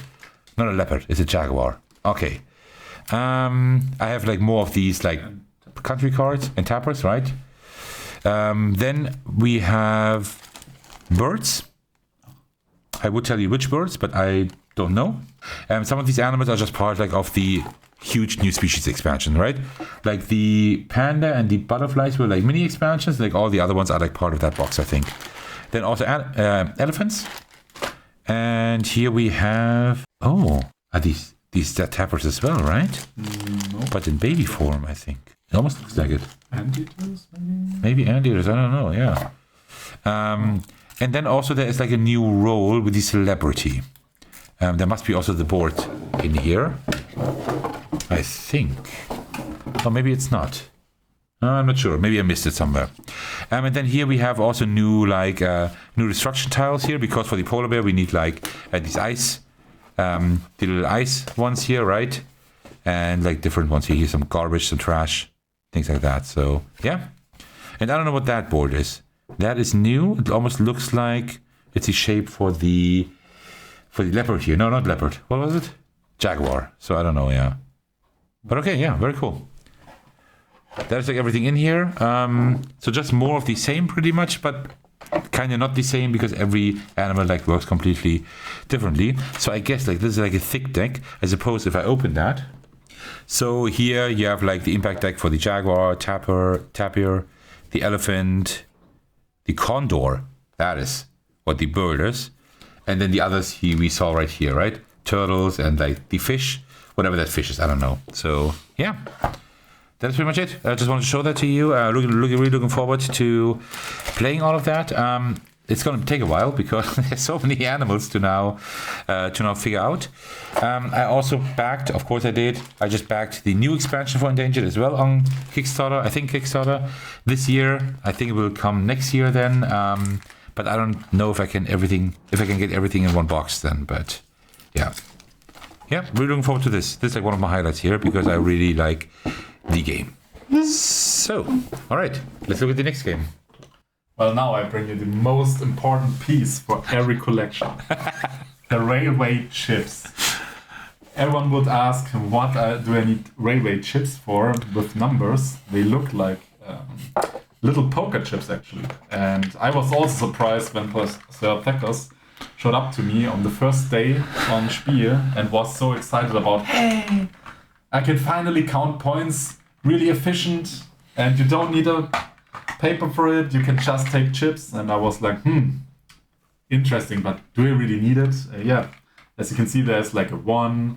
They're really well made. I mean, if you know poker chips, they really feel like small poker chips, super durable. I don't know, there's like, I think this is 2, red is 5. So you have different numbers, and this is a simple addition to all your games because everyone needs to count points at some point. And you can just simply put out 1 point, have 10 points, and at the end you can just count your points by just looking at your chips, and you can simply keep track of all your points. It's really cool, and my first reaction was like, nah, I don't need this. It's too expensive, and I don't know what to do. And we have, some space in this where you can. I don't know what you can do with it, but Thekos managed to find out and just got a second box, which perfectly fits into the other box. So you can't just stack them in one box and have enough chips for, I would say, 4 players or something. At least, maybe even more, yeah. You probably can also sort it differently, right? That you have like all red and blues together and whatever. So this is like, I would say like slightly pricey because one of those boxes with only like 2 of these trays is about like $20, I would say. $21. Yeah. So, and if you get both, it's kind of pricey, but the thing is like the quality is really good. And this is not a new concept. There are, you probably know these larger poker chips that you can buy in like a box just for board games to like count points, to use as currency, whatever. And this one here, it's like the same thing, just smaller. And that's like the thing. It's like really travel size, right? You can just like have this box with you, and then have like enough to like count for every game. I think it's a very good concept. Small disclaimer: one of the boxes I was sent by Plate for a review, so thank you very much for that. The second box I just purchased because I thought like filling up the entire box would be a good idea. So 2 things now. 1, he made me to buy 2 for myself. No, actually, I just wanted them because I thought it's really neat and. It was actually really easy to count the points when we played the game. Mm-hmm. So I was like, hey, it's not a lot of space. They are really well made, and I invested it. And the second thing is, we can now finally use the swarm intelligence of YouTube and ask if you guys have an idea what those stickers are. Obviously, they are points, but they are not fitting on the chips. And also, we don't know. We were at the booth where they sell those, and no one was able to tell us how we should use them. So maybe you guys have an idea. We talked to 5 different people at the Plate booth, and nobody knew what it was. Like, we had a really good time. We were laughing a lot and like crafting theories, but we actually have no idea because there are no rules in here. There are no rules online. And nobody, even at the Plate booth, knew what these do. There are like these ominous 360 numbers here all around the box. And here we have like 120 and 240. So I don't know if any of you have an idea what to use these for. So these are like like rectangle stickers, just like that, right? I don't know what this is. So yeah, that's a really good idea actually to ask the community. So if any of you have an idea what to use these for, let me know. If not, if you don't know, I will just keep them in the box because then every time somebody asks me what these are for, I can say I don't know, but I have a funny story from the Plate booth at Essen. But yeah, really weird. Yeah, really cool addition to the board game components. So I totally made a 180 and got some for myself. It was, I liked them a lot. from my perspective, it was so hilarious because I showed this to him, and like his first reaction was like, "Huh, okay, well, yeah, if you want to spend money that way, sure." I mean, and a day later, he just got 2 of those himself. So yeah, Yeah, I'm a completionist as myself, so I need also to get one full box. and I'm a very bad influence. Yes, it's a really good influence. But I think a lot of you already also know that, so nothing new there. All right, another highlight. I keep saying that, I know, but is a Wild Venture by Pika Games. Actually, that's not all.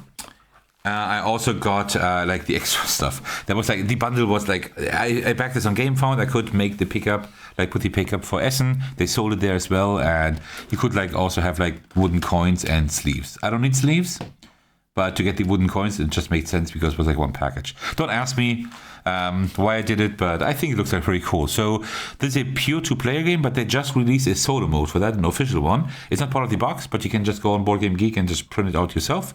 I don't know how it works, but I'll find it out. Really nice art style. Like this is about, I'm not 100% sure how it exactly works, but it's a pure 2-player game where you build up an engine, you build yourself a tableau. And but you also dismantle the engine again because you can like only use like a specific number of times, I think, something like that. And like the cars that are not part of your engine anymore that you remove, you get as points, I think. So it sounds really good. It sounds really good. And the art style is, again, you have like animals in there. You have like a great art style. I mean, sure. I am on board there. So, oh, okay. Hello there. The hello piece of paper. Okay, that is just an art print. That's nice. I should have gotten a signature from the designer, but I didn't. Then we have the rulebook here. Oh, the rulebook is linen finish. That's what Stone Meyer Games also does. This feels amazing. Feel it. Oh. This is really nice. Stone Meyer Games does this with all their games, I think. This is like absolutely amazing. Okay. Then the price, again, makes a little bit more sense of the game. So with the setup here, again with the numbers, wonderful. Like that. The art style is really nice. I really love this. It's a really clean art style. Turn sequence. Oh, that's already it. That's the turn sequence here. Okay, these are the basic rules, and then you have like the details with like adventuring. Okay, rewards, things like that. Okay, cool. So the solo rules shouldn't be in here, right? No, they're not in here, but we can print them out online.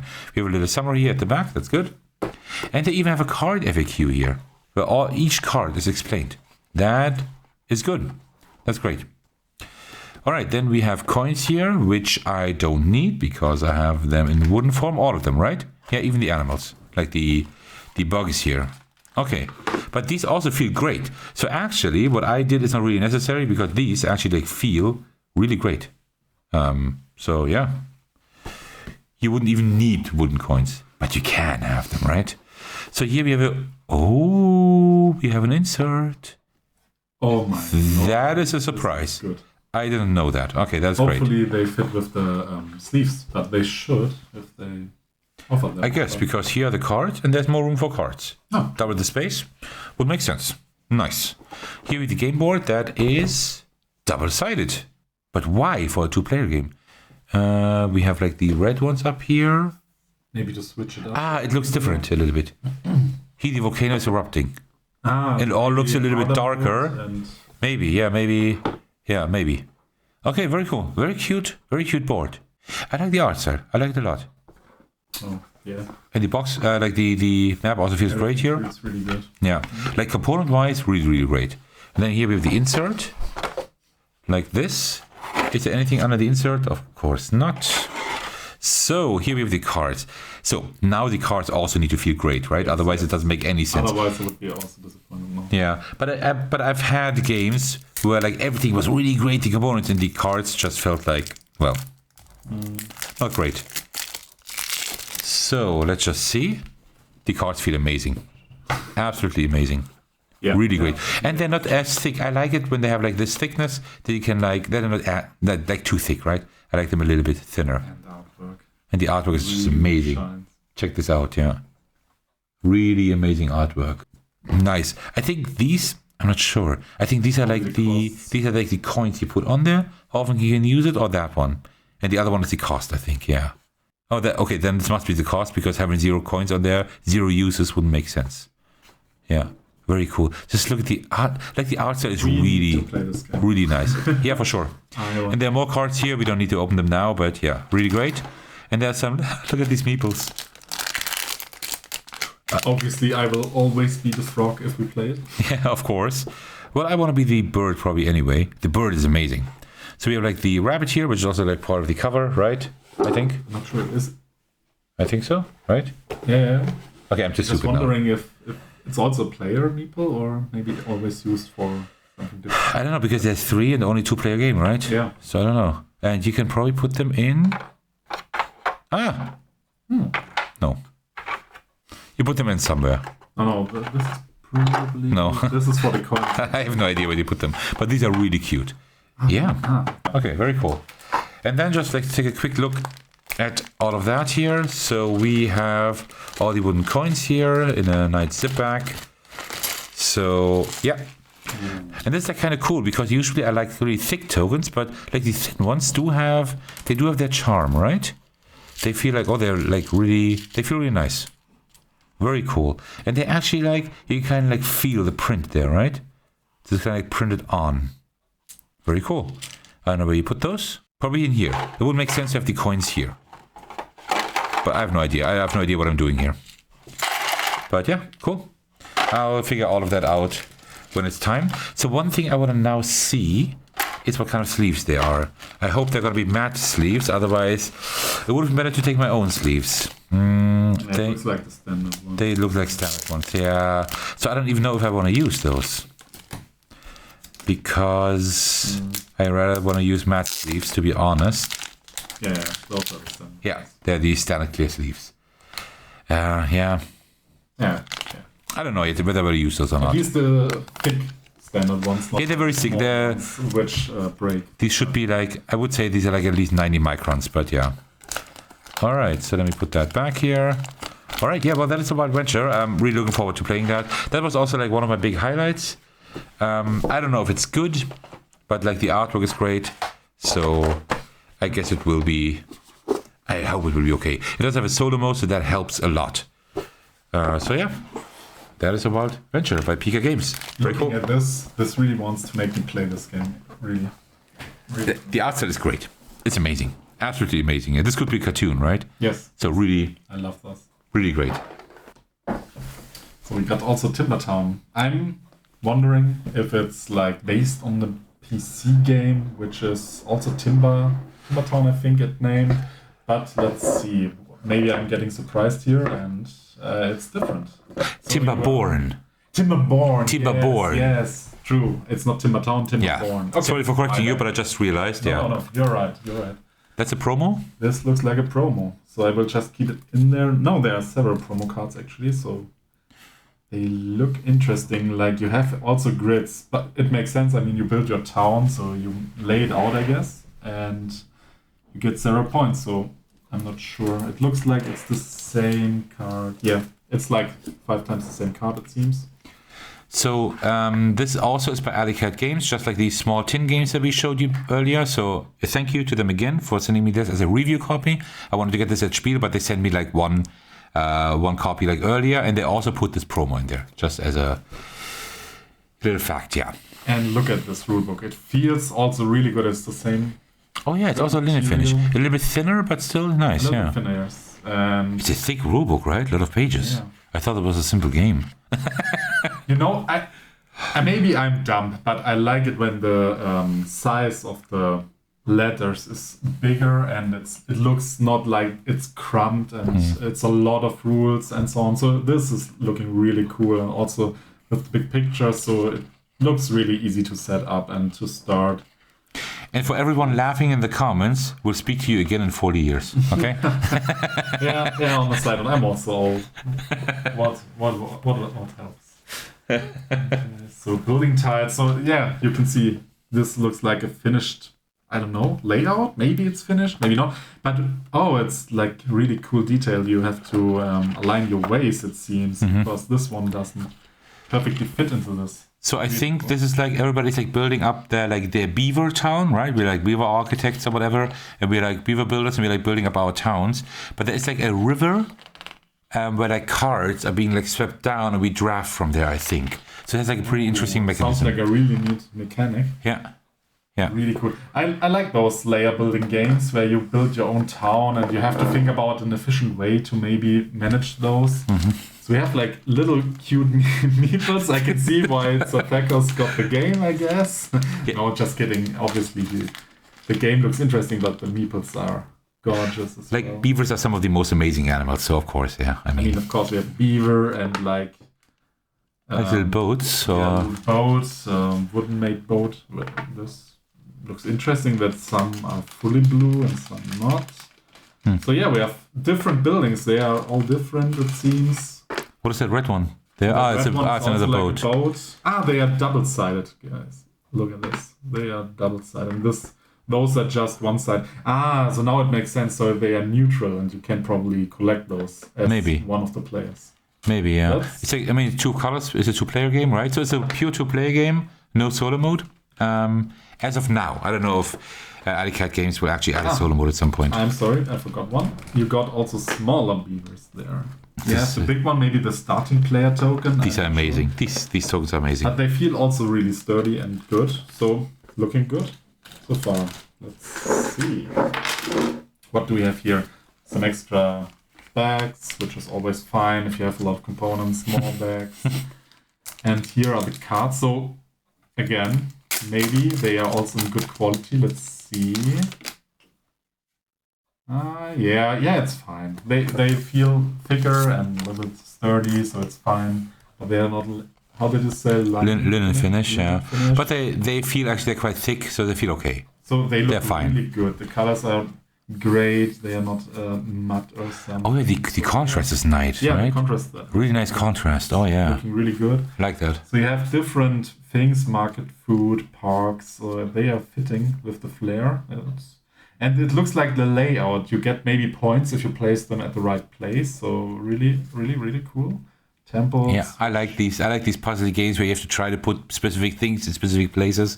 Yeah, I like that. Usually I don't like them, but this looks like one I would really like because you have to build a little town and that makes it looking good. And this seems like player help distribution table. Oh yeah. I'm not sure, so maybe you have to place it in the middle and then you have to. Yeah.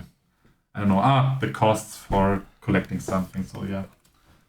And the score paper. The big question always is it double-sided? Yeah, it's double-sided. That's great. Which is good. Perfect. And it's neat that you have the blue and the red one, so it's easy to keep track of your points. Ah, yeah, nice. And yeah, I guess this is like maybe you have your own shop. I don't know. What do you think? This is like this should be the river thing where like the tiles are like being. So maybe it's some kind of river drafting. So it's going through everyone's river. Really right. These are blue and red. Yeah, okay. Yeah, maybe they're. I thought the chance. I thought that was a common river, but I guess not. Okay. And you have the boards, which are also marked with the different symbols. Oh, they're thick. Look how thick the boards are. Thick. Wow. Which is great. Yeah. It's great. Nice. They feel really good. Let's see. And here are the tiles, which of course you have to place on your board. They have a water side. I'm not sure if you maybe line pick them and then you have to use them. I don't know. They look really detailed and good. Yeah. Just more also of those. Really thick. Really thick. Yeah, that's incredible.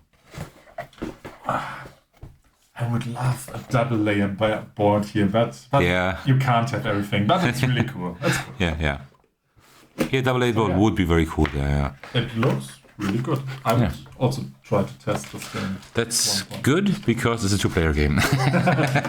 I need someone to play this with me, so that's the good thing. I get to play all the good stuff from Attackers. All right, yeah, very cool. Well, that is Timbertown. All right, let's put this away. All right, next up, the next Plate games. I told you I have a few games by them. This is actually not a review copy. I just purchased this myself. This is Can't Stop. This is their version of Can't Stop. You probably know that, right? Where you're like climbing up a mountain or something like that. And you like have to like, it's like a push your luck game, right? You always have to like kind of like see like how you distribute your dice, how often you want to roll. Very cool. This version is special for 2 reasons. I think it's like quite new even. For 2 reasons. First of all, it has a really cool art style here, right? Of the Sain-Am peak.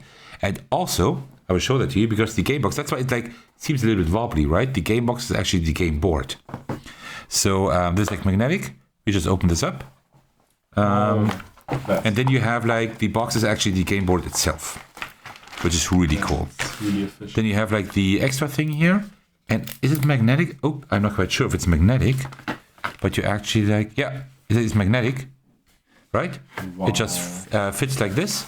And then you have like your game board there. Of course, here you need to see a little bit like about the edges, but in essence, it doesn't work too bad. Yeah, you probably have to like, yeah, we kind of like have to like try that. But like the idea is like pretty cool. I think it works. We just have to like kind of like bend that back a little bit. Yeah, like this. Oh. It kind of works. It's not I think we can get it to work, but it's like pretty cool. Like actually, on camera, it looks perfect. And that's pretty much it, right? The components are pretty cool because you do have like really nice dice here. They're like really chunky. This like I don't think you can see it on camera too well, but it's like kind of see-through, like semi-transparent. Look pretty cool. And then of course we have like the regular, I think, tents as the player meeple here. That you put like on here like this. They look like this side here. And you just put them like wherever you like stop after you roll. So yeah, pretty cute. Most important component, the most important thing. But one thing I would be interested in is to see if they actually have English rules in here as well. Oh no. Oh no, come on. Okay, again, no English rules. Okay, that seems to be like a thing with them. But this is English. Yeah, this is English. Interesting. About the info about the designers and about like the Sain-Am peak, this is in English. This is so weird. Important stuff. I don't get this, but yeah, here I need to kind of see like how we can fix it, but I think it should work. But in essence, it's like the idea is pretty cool. They don't need like an extra board, right? You can just use the packaging for that. So yeah. What is this here? This is somewhat... Oh, it's something else actually. I missed that.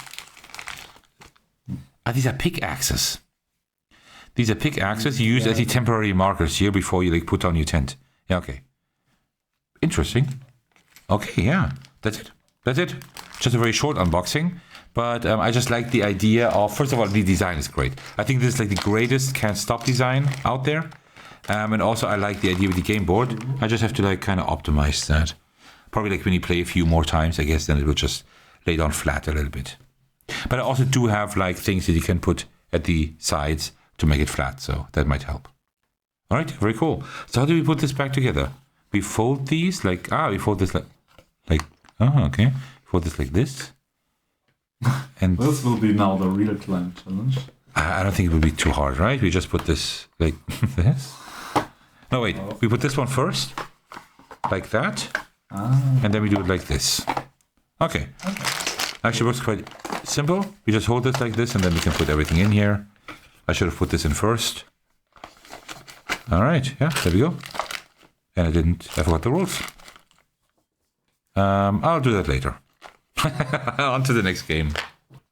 So now we got the Similo board game variant for this year's Spiel, which looks pretty much like the other ones from the outside. So let's see what we got here. It's always for 2 to more players, where I'm not sure if you're familiar with Similo, but the goal is just to guess the right card with via deduction. So let's see how they look. And it's like cooperative, right? So yeah, cooperative. And just a disclaimer, you got this for free at some booths. So I received it for free. And basically you always have cards which show game names like Railroad Tile. And it looks actually really cool. I mean, Railroad, what do we have here? A Carnivore did it. Oh, these are new games actually. Yeah, these are new games. You mean in comparison to the old version? Yeah, because I have one from 22.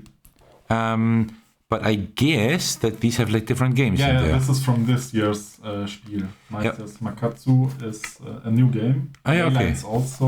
Yeah, okay. So yeah, those are a lot of new games. Screen, Tenby, Legions. So yeah, really cool. It's of course probably hard for not board game enthusiasts, but it's pretty cool. Yeah, Echoes of Time. I forgot. I also wanted to take a look at that at Spiel this year and didn't do it. Yeah, you see, like these are like the games from 3 years ago. Hungry Monkey, King of Monster Island, Framecraft. Yeah, okay.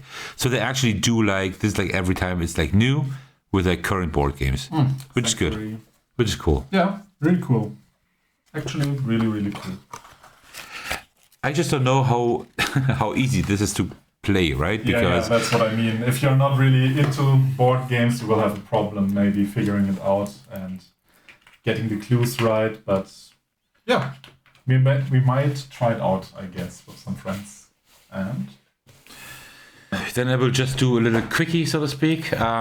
This is just, I don't know. I don't even know if this has an English release yet, but this is like one of my new favorite party games, like drawing games. It's Krakel Orakel. It was nominated for Spiel des Jahres this year. Just lost to Bombusters. Of course it did. Everybody knew Bombusters was going to win. And all this is like for $3, like really cheap. It's just like new word cards. That's pretty much it. Like this game, like what you do is you get like a grid with like predefined lines, and you have to draw an image. Like you have to draw one of these words only by using these lines. So it's like a really cool concept. It's really fun. It's very thinky actually, but it's very, very fun. And it's cool that they actually like came up with like new promo cards for that, because a lot of party games have the issue. You like them so much, you play them like 10 times and you know all the words, right? So it's great that they just sold that for a few bucks. It looks also like for people like me who can't draw, and if you already have the predefined draw lines, you have a better chance to Krakel a good picture. So now that he's saying that, this is actually a good point, because I've had that discussion with my wife as well, and she said the same thing that you said. From like, oh yeah, that's great. It's much easier to draw because you can use his lines. And I said, no, I hate it. I love the game, but I hate doing that because I like rather draw without any lines. I can just draw the way I want to, right? And this like really limits me because I like look at all these lines. Let me just show you. But finally it looks bad for everyone. Yeah. Different drawing skills, so that's good. But this is like how it looks like. Or like you can also have like some with like more lines, right? And then you get like a word like, I don't know. A word like, do I find something good here? Like balcony, for example, right? So you get a word like balcony. And then you have to draw that, right? So, yeah. It's easy. You just draw a house, and then you just stop because you're lost. Yeah, exactly. So it's like, I think a little bit easier with those, but still, you have to like kind of find that shape. I think it's a really great game. I love it. It's like one of my new favorite like drawing party games, but give me a blank piece of paper. I will draw you a balcony, right? Yeah, sure. But here, no. Okay, I see where it comes. So this is like my issue. But my wife said the same thing that you said. Do they fit? I don't know. Maybe I can probably fit them down there where the pins are. Cool. But so this is a great game. But my wife said the same thing as you. I don't know, because I've never seen an English title of that. I don't know if it exists anywhere else, but it will. If it's not doesn't exist in English yet, it will exist there at some point because it's like very popular. It almost got the Spiel des Jahres award, but of course lost. But yeah, like it's cool that they actually have this promo, because I do have a lot of word games where it's even worse to have like the same words. Where I'm still waiting for them to like maybe release new words. So yeah, that was pretty good. All right, next up we have Aqualuma. This is by Spiel das. They did not send me a review copy, but they gave me like a little discount on it because I wanted to show this on the channel. This is a dice placement game, solo and cooperative, and you see it again, right? It has a nature theme. It has animals, so of course. That helps a lot. So this is for 1 to 4 players, 45 minutes, and ages 10 and up. We can see like a little bit of the setup here. This is in English and German, so I can actually bring this to the channel because there's both languages in here. So let's see. This looks like a really cute game. Like almost nobody has been talking about this. I've not really seen like people talk about this online, and I can already see that the box is way too large again. Okay, so we have a few baggies. That's nice. So here are the rules. So, this is German. Do we have the English rules? It's English neutral, I guess. It has both, I guess. English, German. The rules are only here in English, I think, but you can look at the rules online in in English as well. But I think the cards and stuff, I think they have both languages in here, because that is like something you can easily look at online, right? All right. So yeah, this is like the setup. Interesting setup. You don't have like an image of the entire setup. Oh, you do over here with the numbers as well. Although you have to like turn the page, right? But still, okay. All right. So it's quite a large setup actually. Oh yeah, I agreed to making a playthrough for a large setup, huh? But I can, with the new camera, I should be able to do that. So, they're like variants. Oh, these are all setup variants. So that's interesting. Okay, you have a goal, and this should be something for you, because like the font is a little bit larger. Oh, not large enough? Okay, maybe not. But these are all the actions. I'm not blind. It's just that I think it's less text and easier to read. Get that. At the end, okay. So no idea how to play this solo, because it doesn't have a solo mode. So I guess you just play it like regularly. And of course you play it at 5 for the extra spice. At 6, that's the Sir Thacker's variant. Ah. So some of you, the viewers, might know. I tend to sometimes make play with the wrong rule. That makes the game harder. I don't do that as often anymore, but at the beginning of my YouTube channel, I did it all the time. So that's the Sir Thacker's variant. All right, so like some more games from this publisher, and then we have some dice here. They look kind of standard, but also kind of cool. So let's just see here. Oops. Oh, these are my favorites because they actually are in my channel colors, but these are very hard to see on camera. Yeah, they're very hard to see on camera. But they have my channel colors. So these are Sir Thacker's dice. Very good. And there's like one here. That white one has like... Oh, that's not a fish. Oh no, it's a submarine. There's a submarine on there, and... What are all these things? What is this? I don't know. Alright, so what else do we have here? These are the player boards. Oh, these are huge. This is like a huge setup. No. Okay. These are not double-sided, but they have like the full artwork at the back. The artwork is pretty cool, actually. This looks kind of nice. You recognize this? Yeah, these are from the dice. Coralitha, Lorendo, Thaloris, and they're all color-coded as well. Nepturion, Moonlith, and that's the submarine. That's the submarine, I guess. Okay, yeah, cool. These feel nice. These are thick, and they have like this linen finish again. So, yeah. Mm-hmm. This is interesting. The board has linen finish. The cards do not. That is interesting. Why did they all fall out here? Oh, they fell out of that thing. All right. That's what you get for saving the environment, right? Oh, come on. So there we go. Okay, I'm too stupid to get these out, but here are these cards. Yeah, okay. These are just cards with like numbers and a few symbols on them. Okay, yeah, sure. I can't really say anything about that. They all fell out of these things, that's why. But okay, cool. There are a few standees here. For what? What do you use these standees for? Maybe something in there. Yeah, that's possible.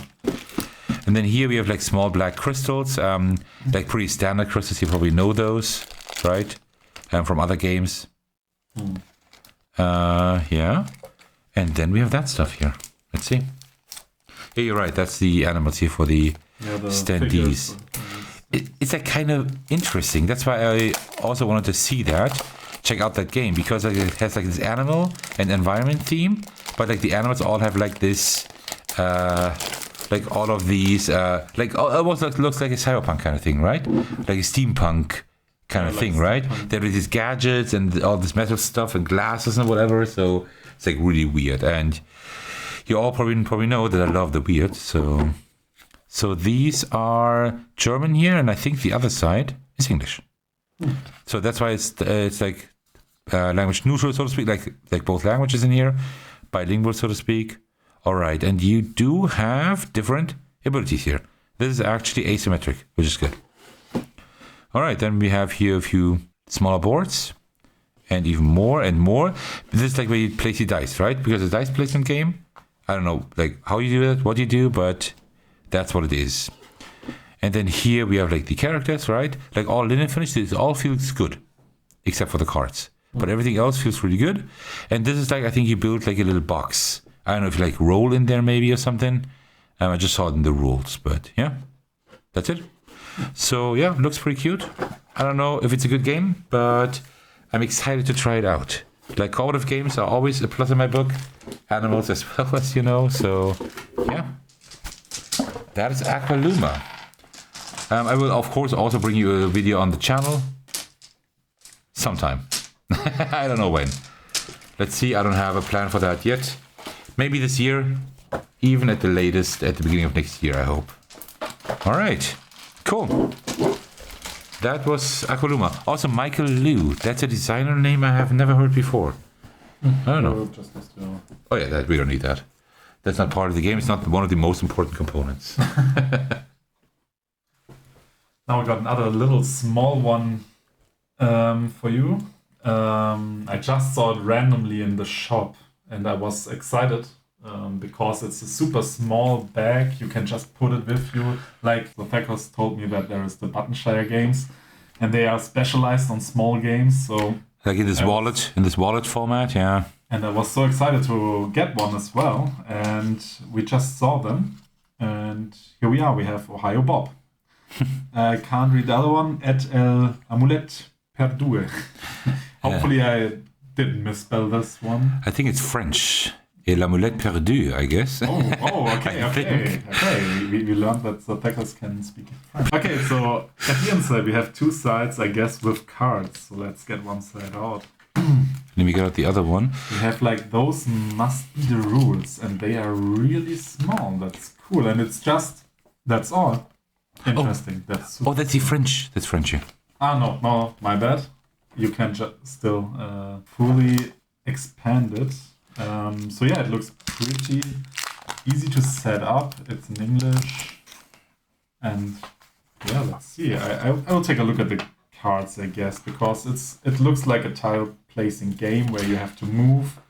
I think it's some kind of a dungeon crawler, like a dungeon crawler in a small format. Yes. That's what I've read. And by the way, just for those of you interested, it says solo here because this is the solo version. They do have a version in a little bit bigger box. Yes. That is up to 2 players. Yeah, it's 1 to 2 players. And this one is just the solo only version, which we saw later on, but it's totally fine because we both just want the game to play solo and to have it on the go. So yeah, those cards look really nice. I love this retro style, with the 90s, 80s gaming style. I really enjoy it. Those are double-sided. So you have the map on the back and some item on the front. That's interesting. I think these are like ways how you move, I guess. Yes. And also like these gems, you do something as well, I think, yeah.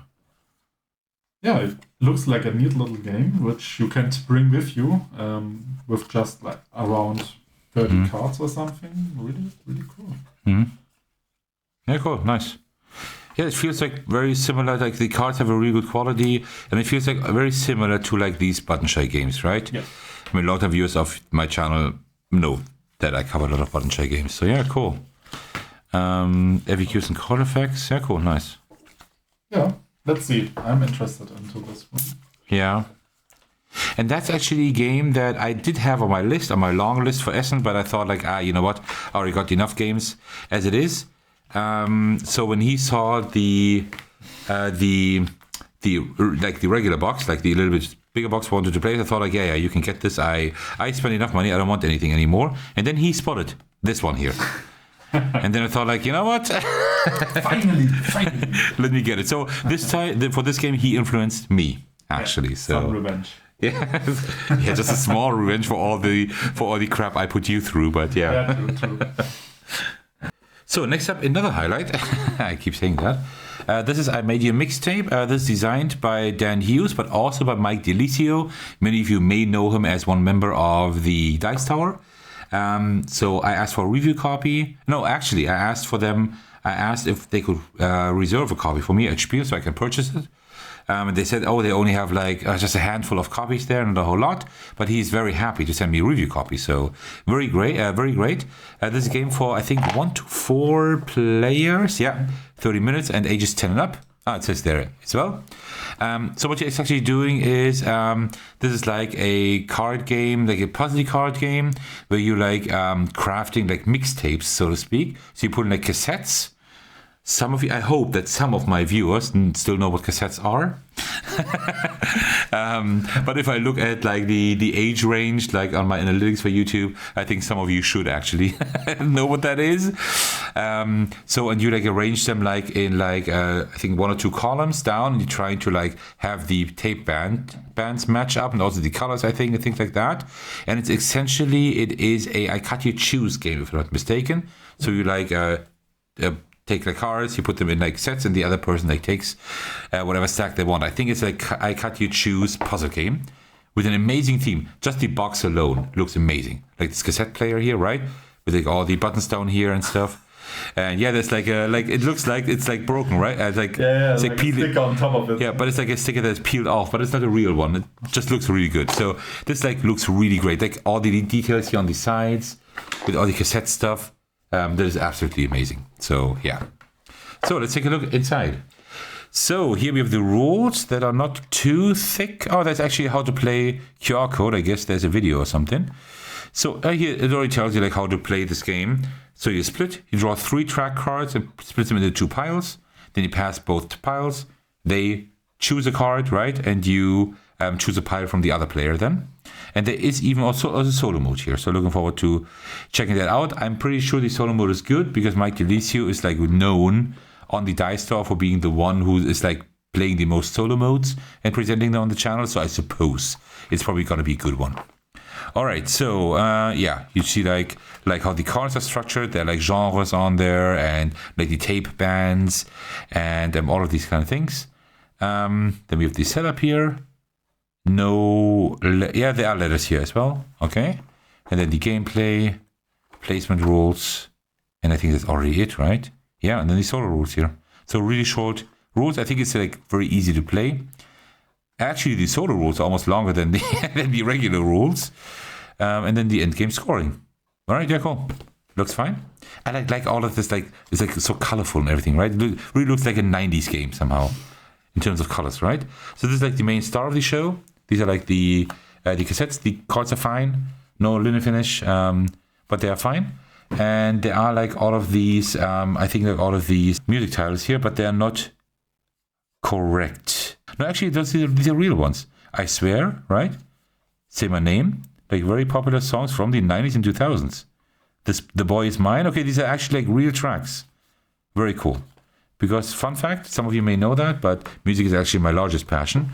Even larger than board games. What a shocker. So very cool. And then what else do we have here? Okay, these are the player aids, I guess. This is the your opponent when you play solo. And these are like all of the player aids, I suppose, or something. Yes, okay. The correct schoolyard bully boy. Yeah, right? Yeah. From the 90s. Yeah. that's him, yeah. Otto, that's also the right name. You know who you are, so yeah, for sure. Then we have a scoring sheet here. Not double-sided, unfortunately, but there are a lot of sheets here, so that's fine. And a pencil, just in case you don't have any. Okay, yeah, cool. Nothing special to say about that, but like the design looks very good. I'm looking forward to playing this. I think this is like very simple to play, actually. So yeah, looking forward to that. Okay. And like some clear cubes here. Nothing to write home about. Okay, cool. Very nice. Mm-hmm. Looking forward to this. I think the box design is just amazing. I always have like issues like this sticker here, and there are like marks here and stuff, but that's just the way it is, right? This keeps triggering me. This little yeah. And also here, like this this sticker on the side here as well, and there. So yeah, very cool. So yeah, for me as a completionist, I need some really cool optics for my games. So I'm a huge fan from Keep the Heroes Out, and also I'm getting everything Lewis designed here for that game. It's one of the main games I play with my girlfriend. She loves it. So I really love the meeples from the game, but I'm playing it that often that they slowly are losing the image on them. So I sadly need to cover them. Not sadly, but they are looking really cool. But I need to recover them. And I think those stickers, which were at Essen, are looking really cool and adding something to the game. So I had to get those. First I didn't want to get them, but on the second day, and I still had some budget left, so it was a no-brainer for me to get them. So this is like for the base game. You get all the sides for all the meeples, which is really cool actually. They look really nice, yeah. So I'm happy I got them. Really, really cool. Those are like the Guildmaster expansion. This was the base game. And the Guildmaster expansion is like for the meeples from the heroes, let's say. I'm not sure how familiar you are with the game. But there are like the heroes are the bad guys. And I do have a video for Keep the Heroes out on my channel. Just saying. Definitely check it out. Yeah, for sure. Because the game is great. And yes, you can see the heroes are here. The wizards look really hilarious. Yeah. Look at them. They are looking really, really... I mean, they are all looking cool. Really cool. So let's see the last one is about the boss battle expansion, which was a huge expansion for the Keep the Heroes Out game. A very good expansion also. Yes. So there are like shrooms now and ogres and spiders. Here the Cthulhu, the Great Dreamer. Yeah, well. and the unicorn. Right, yeah. Really cool. So you now have all of them except for the new fire ones, right? The fire ones were introduced in the last expansion Lewis released, so I don't have one for them. But since they are really new, they are still looking really crisp, so that's not an issue. So yeah, a neat little game edition, I would say. It's not a board game, but some additions for my games. They look very cool, yeah. Nice. All right, so then I have now something else for you. Something that I'm not sure whether I should be proud of or not. But, well, yeah, he's already laughing. Knippser's already laughing now because I was being a little bit stupid, but I just couldn't do it differently. Well, how do I put this? You all know that I love Wingspan, right? I mean, that's nothing new, right? But there are like a lot of like bird cards in the game already, but there are also like bird cards that were like designed by fans of the game, which I think is a really cool thing. And they now released 6 packs with like more birds, as if the game didn't have enough birds as it is. So I was standing there, it's still my game, so I was like, you know what? I need to get all of them, because in English at least, in German I just have like some parts of the game, but in English I have everything, even extra stuff and whatever in the big box, the big nesting box, and of course I need to get them. But I am a Stonemaier champion, which is why I have like that discount on the page, so it would have been much better to order it there. But I didn't, because well, I was standing there, they were all in front of me, so I just got them.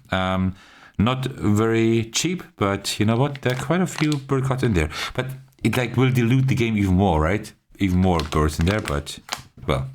All right, so what do we have? We have Birds of Europe. Then for the Asia expansion, Asian avians, Birds of the USA. We have British birds, Birds of Canada, and Birds of New Zealand. So let's just take a quick look at them. Wow, this is like a trading card game. It is, right? I don't know. Oh, look at this. Get the rare ones? I hope so. How do you do that? You turn from the back and then you put like 2 like there. I don't know how that works. So, okay. So these are the Continental Europe birds and the... Oh, what? Okay, let's see. And then a new birds. Okay, we will not go through all of them, right? But just like have a quick look here. So they're in the style as the other birds, but like what has been designed by the fans. I don't know if like the images have been designed as well, but like it's like all about the abilities. So they actually bring new abilities into the game, and that is pretty cool. So for example, here, this one here, the common tern. When activated, if another player has a fish in their personal supply, gain 1 fish from the general supply, right? So that's a great bird to have. If you see like other players are like getting fish, right? So it's pretty cool. If any 2 food dice in the bird feeder show the same face, gain 1 of them. Things like that, right? You can just get like stuff like in different like ways, which is pretty cool. And also you see like you have like ones between turns, abilities, activation abilities, game end abilities, rounded abilities, like all like for all the expansions, right? When played abilities, right? So of course, I think if you are not a collector like I am and don't love Wingspan as much as I do, which would be sad, then you may not have all expansions. So I don't know if it makes sense to have like all of these birds in your game then, right? Because like the round end ability, I think they were added with the European birds. And the game end were, I think these were with the New Zealand expansion, I think. Oceania expansion. I'm not quite sure now, but it might be good to check like which abilities you actually have in your game, right? So yeah. So let's just take a quick look at like all of these. The Asian ones usually have like a lot of interactive abilities, but yeah. There we go. Like really nice designs here again. A lot of birds I've never seen in my life. Very cool. Like for example, let's take a look at a few abilities. Oh, this one looks weird, but very cool. Round end, in each filled column, lay one egg on any bird.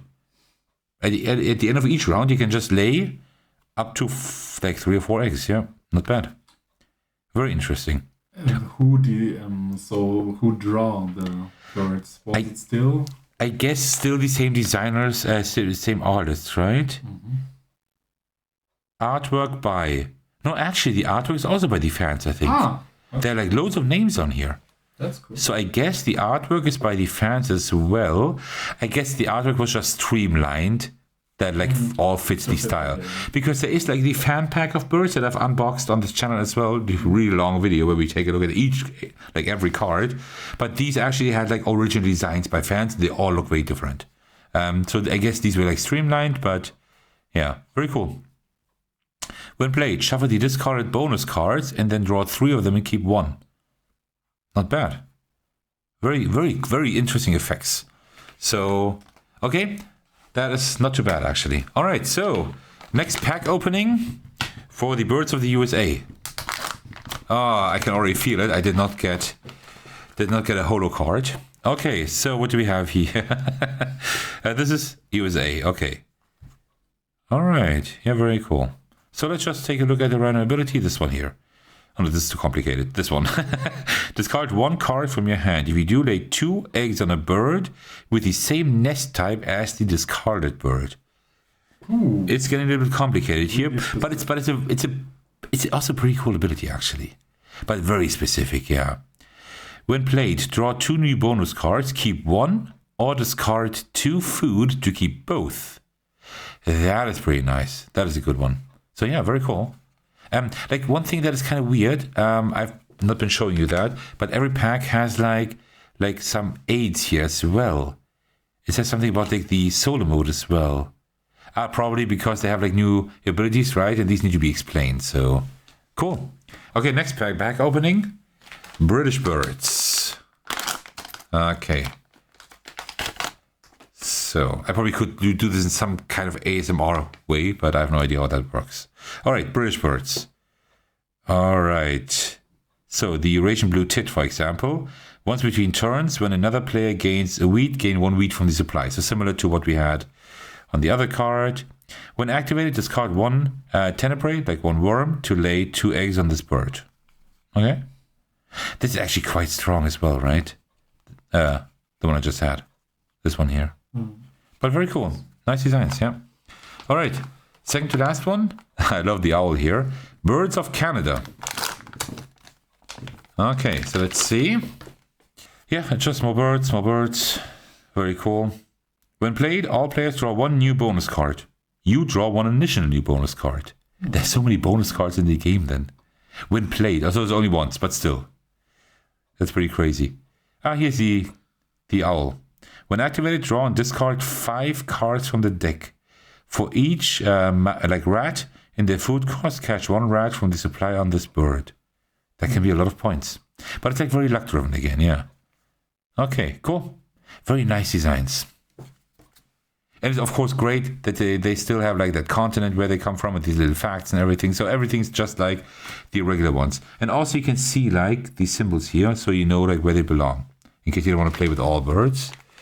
But I like play with all birds anyway. All the time. Alright, so the black robin. That one is very cute. When played, draw 2 new bonus cards, starting with you. Each player gives 1 bonus card to the player to their left. Oh, you actually like give bonus cards to the left. That is funny. This is hilarious. Okay, yeah, very nice. Very cool. This one is very hungry or angry or hangry. I don't know. Okay. Yeah, nice. Very cool. Did I see correctly? Some are working with nectar. That would make sense because that's New Zealand. Okay. That is for the Oceania expansion. That would make sense. I didn't see it now. I thought I saw one, but not sure. I went through it too quickly, probably. Yeah. That one. Oh, interesting. So it probably, it probably makes sense. Like if you get the Asian pack, that you need like the Asia expansion, right? When you get the Euro pack, to have the Europe expansion and things like that. I guess. I don't know, but yeah, very cool. I will actually shuffle them all together anyway. So let me just put them on one stack. Oh, so many new birds. Do you keep the booster packs? Probably not. Do you want to have them? No. But I would have room in the nesting box. These are pretty cool, these packs, right? But no, I don't think I'm going to keep them. If they release on a regular basis, maybe you will see more pack openings soon. If Zoma again starts releasing them even more, we could like do a pack opening video, but...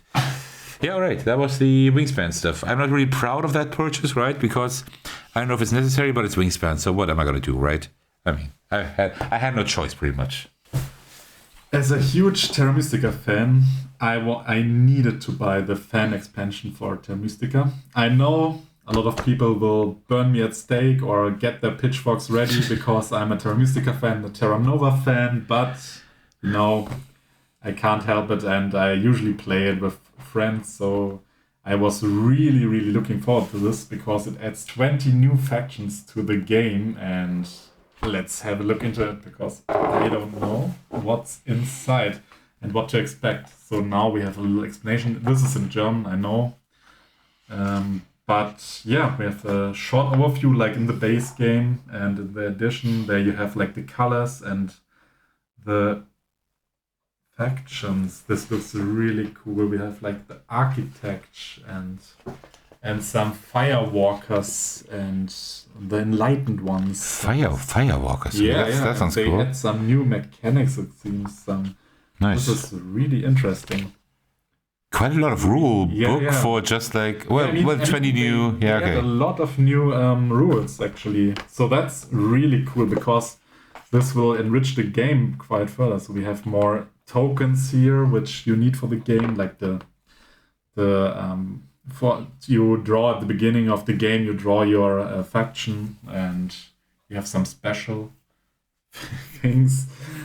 So yeah, it's really looking good, and it's fan made. I mean, they just ported what the fans made. That's really cool, and those are the player boards. So these are the blue ones, which are like the Atlanteans.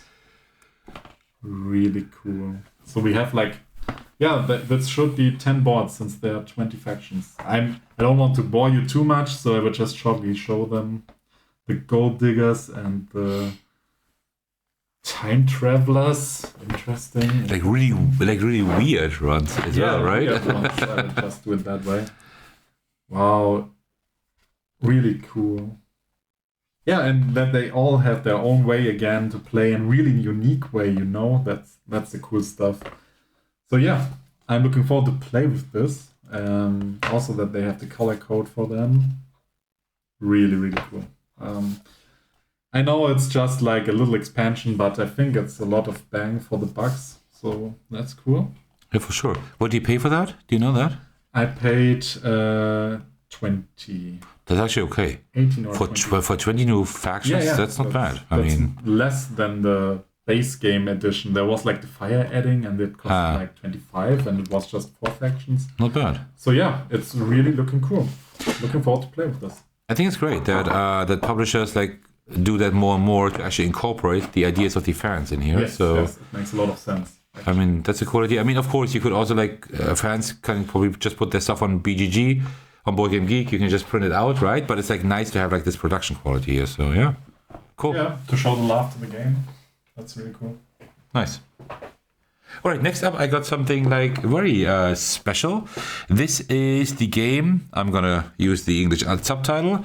wedding seating chart. So Igor Zuber, you might know him because I've covered like 1 or 2 games on my channel, like print and play games before. And I think we meet like in Essen pretty much every year.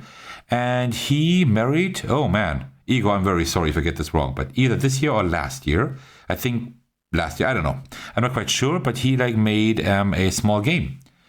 For like his wedding and like a 2-player game, and he also gave me like a really cool prototype last year, which was very nice. And now he found a publisher, Small Flamingo, who published his game, and he also added the solo mode. So thank you very much, Igor, for providing me with a review copy. I will definitely bring this to the channel quite soon. So yeah, very nice art style here by Dennis Mundrich. Never heard of him. And then here, yeah, we have the back of the box. So you seat your guests at the wedding table so that everyone has a great time and doesn't spoil the fun for others. So it seems to be some kind of puzzle game. Looking forward to that. So 1 to 2 players, 20 minutes, and here ages 8 and up. All right, so let's open the box. So, come on. I love the dog down there. So, oh, this is great. We have a small rule book. That is great. Amazing. And then, what is that here?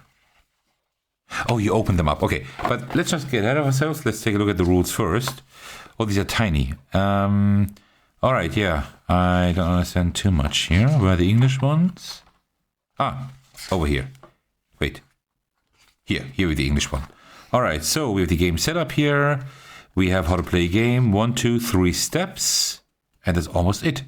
Seems to be very simple, which is nice. It doesn't say anything about the solo mode, does it?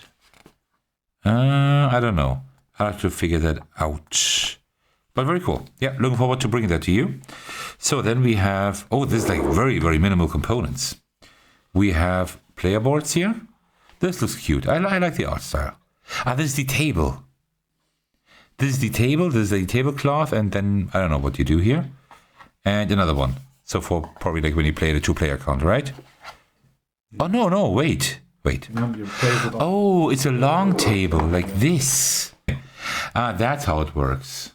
Okay, I see. And then here are the guests probably, right? This looks like really simple. I actually like that quite a bit. Very, like almost no components, right? So here we have the guests, I guess. The art style is really great. I like this like hand-drawn style. Look at this guy. This guy is really smug. She's just be happy to be a bridesmaid. Look at her. Okay, these have a lot of character. That's very good. The sister here, Brad. That's his name, Brad. Yeah, he looks like one, so that's fine. Photographer, animator. Yeah, very cool. Okay. Oh no, these are not the names. These are actually the Polish words for the English words here. I thought these were the names, but they are not. An animator or animator or whatever is then the same word. Okay. Very cool. Yeah, I love that. Very cute. Oh, they're double-sided. They're actually double-sided. But the same character. You have 2 cards, maybe. Yeah, 2 cards. Like one for each player, I guess. And then we have like these 2 cute meeples here. Made from wood. Oh, they actually have screen printing. Oh, these are cool. Yeah, bright and... Grooms and brides. Groom and bride, yeah. Very cool. Yeah, nice. Okay. I love this. Very minimal components. I mean, the box could have been smaller, right? But apart from that, very cool. Okay. I will bring that to the channel as soon as possible. It's planned for this year, so looking forward to that. I just need to find the solo mode. I just didn't see it right now. So another one from my loot is Star Explorer. Maybe, just maybe, you have heard of it because Pegos showed it on the channel probably. Also, last year when I was with Pegos at Spiel, we both saw the game and were like, oh, this looks really cool, but I'm not sure if it's good. And he was like, hey, it's a blind buy. I will do it. Maybe it's good. And at the same day, it was like the first game we started and we tested it and we were both stunned by the game. And I was like, yeah, cool. I will get myself a copy. Very nice.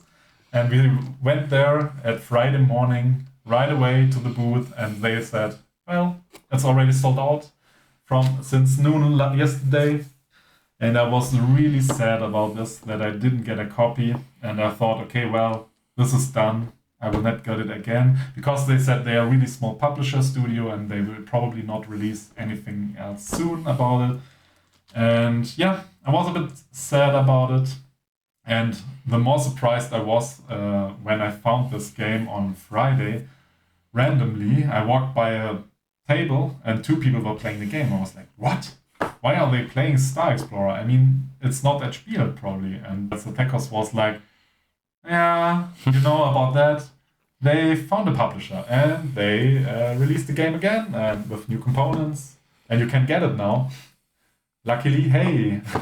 So yeah, I found out about the game and I was like, hey, I need this game. I will get it. And I ran to the store, got myself a copy. And even with an expansion, maybe... I was told by Sir Thakos that the expansion is not out for the old version so far, but the new one, which is not with cards, but with tiles, has now an expansion as well, so I had to get this as well. So yeah, maybe we will start by looking into it. Exactly, just as reference, because he said that I already showed it on the channel. This is the original version by the original publisher, Lucrum Studio. You see it's the same designer here.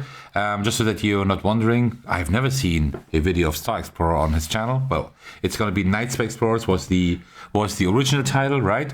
That's the game that I played. But now Queen Games just re-released it like under a different name and with different components, which Knippser will just show you.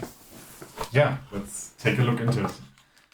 As usual, you have the pencils, and I'm a bit curious now because in the original one you have white ones. This one looks like a black one. I'm not sure. Really? No, they're white. Okay, they're white. Okay, I was just curious because in the old version they also had white hats, so I thought maybe they did now black ones, which I wouldn't find good, but yeah, they did the right thing. It looks great. I'm happy with this one. There are no stickers. Okay, that's interesting. I'm not sure for what the stickers This may be for the boards. Maybe you have to put the boards together, maybe. Okay, maybe, yeah. Because they're like double-layered boards, right? Because you put like the stuff in there, the dials. Yeah. Like in the old version, you have like 2 rule books, one with German, one with English. Very cool, like German one. I will just show the English one. Not sure. Yeah, it looks pretty streamlined. Easy setup examples. You can see everything. I don't want to get too much in detail because you saw it already from Sir Thakos. Maybe the biggest... I hope so. Biggest change might be those tiles, which you now use instead of cards, which show the star picture. The star constellation, yeah. Do they still have like the number on the other side? Yeah, they do. They have the number on the side. And also the color of the star, yeah. It's cool, but I think actually on the cards it was a bit bigger and you could see better. I think so, if I remember correctly. So yeah, you have like the constellations and then you have the board, which is... yeah, you have to glue it together. That's why. Yeah. This is like, you have to glue this and that probably together. Interesting. And this one is like the disc that you just put in, where you like draw. Yeah, true. The disc you put in and then you rotate it. Yeah, pretty much like the other game. I just wanted to show it that I'm really happy to get a copy by myself for this one. Luckily, so I get now to enjoy the game. Maybe just to show, there is like the expansion I got as well, which will also be, I think, on Kickstarter, or it will come out for the old version of cards. I got it with tiles now, which just adds new star constellations with some explanations for it. Yeah, pretty cool, and it fits also into the box. Yeah, I'm happy for the original designer that he was like able to like get this deal for Queen Games to republish that. I think I still enjoy the old version, like from what I see here, a little bit more. Because I like the cards more, I like the old name a little bit more, but it's great that like a larger audience can now enjoy this game. So that's a good thing. It's always a great thing. The more people can play a game, the better it is. So. Thank you very much. Yeah. All right. We continue with another French game. This is like the same publisher, like from this Ohio Bob, I think. it was, right? The same publisher. This is Farmhand. This is a trick-taking game for 1 to 5 players, I think. It says 2 to 5 here, but I'm pretty sure on Board Game Geek it says 1. So I hope so, because I wanted to play this solo. This seems to be similar to like trick-taking games like Wizard and other ones. I don't know. They're like Skulking and whatever, where you like have a trick-taking game, but you also like have to like say how many tricks you're gonna get. But there's also like some kind of that deduction thing in here. I'm not quite sure. It has like a few more things there. So this has like a farm theme, which is pretty cool. I like that. So let's take a look at that. If I can open it. Yeah, there we go. Okay. The sheep the sheep. Oh, no. Another sheep. Yeah, and here with the duck. The duck looks amazing as well. So, rulebook and livret de règles. But I think we will rather do the rulebook. All right, so what do we have here? The animals on your farm are having a contest to see which one is the loudest. Who do you think will win? Cover your ears, so sometimes the animals will be so loud they will even scare each other away. Okay. So we have an overview here. We have like an overview over the animal card, how you set up the game. Then the bidding phase, and the trick-taking phase, and the scoring phase. Okay. It says here playing with 2 players. It doesn't say anything about the solo mode. Okay, I will have to figure that out, how that works. So it's a little bit different for 2 players, of course. Trick-taking game is always difficult for 2 players, but I'll figure that out then. So here we have these kind of star, sun, whatever tokens in white, with the most important component here as well. These look actually very cool. I like these. And then I guess we have cards. Oh, and we have tokens. Quite a lot of tokens. Interesting. So almost no cards, but a lot of tokens. Okay, let's see. So let's open these up and hope they feel good. They do. They have linen finish. They feel good. There you go. Oh, these designs are great. Look at the animals here. A frog up. There's your frog again. The sheep, the rooster, the duck. Yeah, okay. Oh, the dog here, or the dog or wolf. It's probably a dog. And the cat as well. A boar. Yeah, okay, very cool. And then whatever that does. Player aids, maybe. Interesting. Okay. You have different.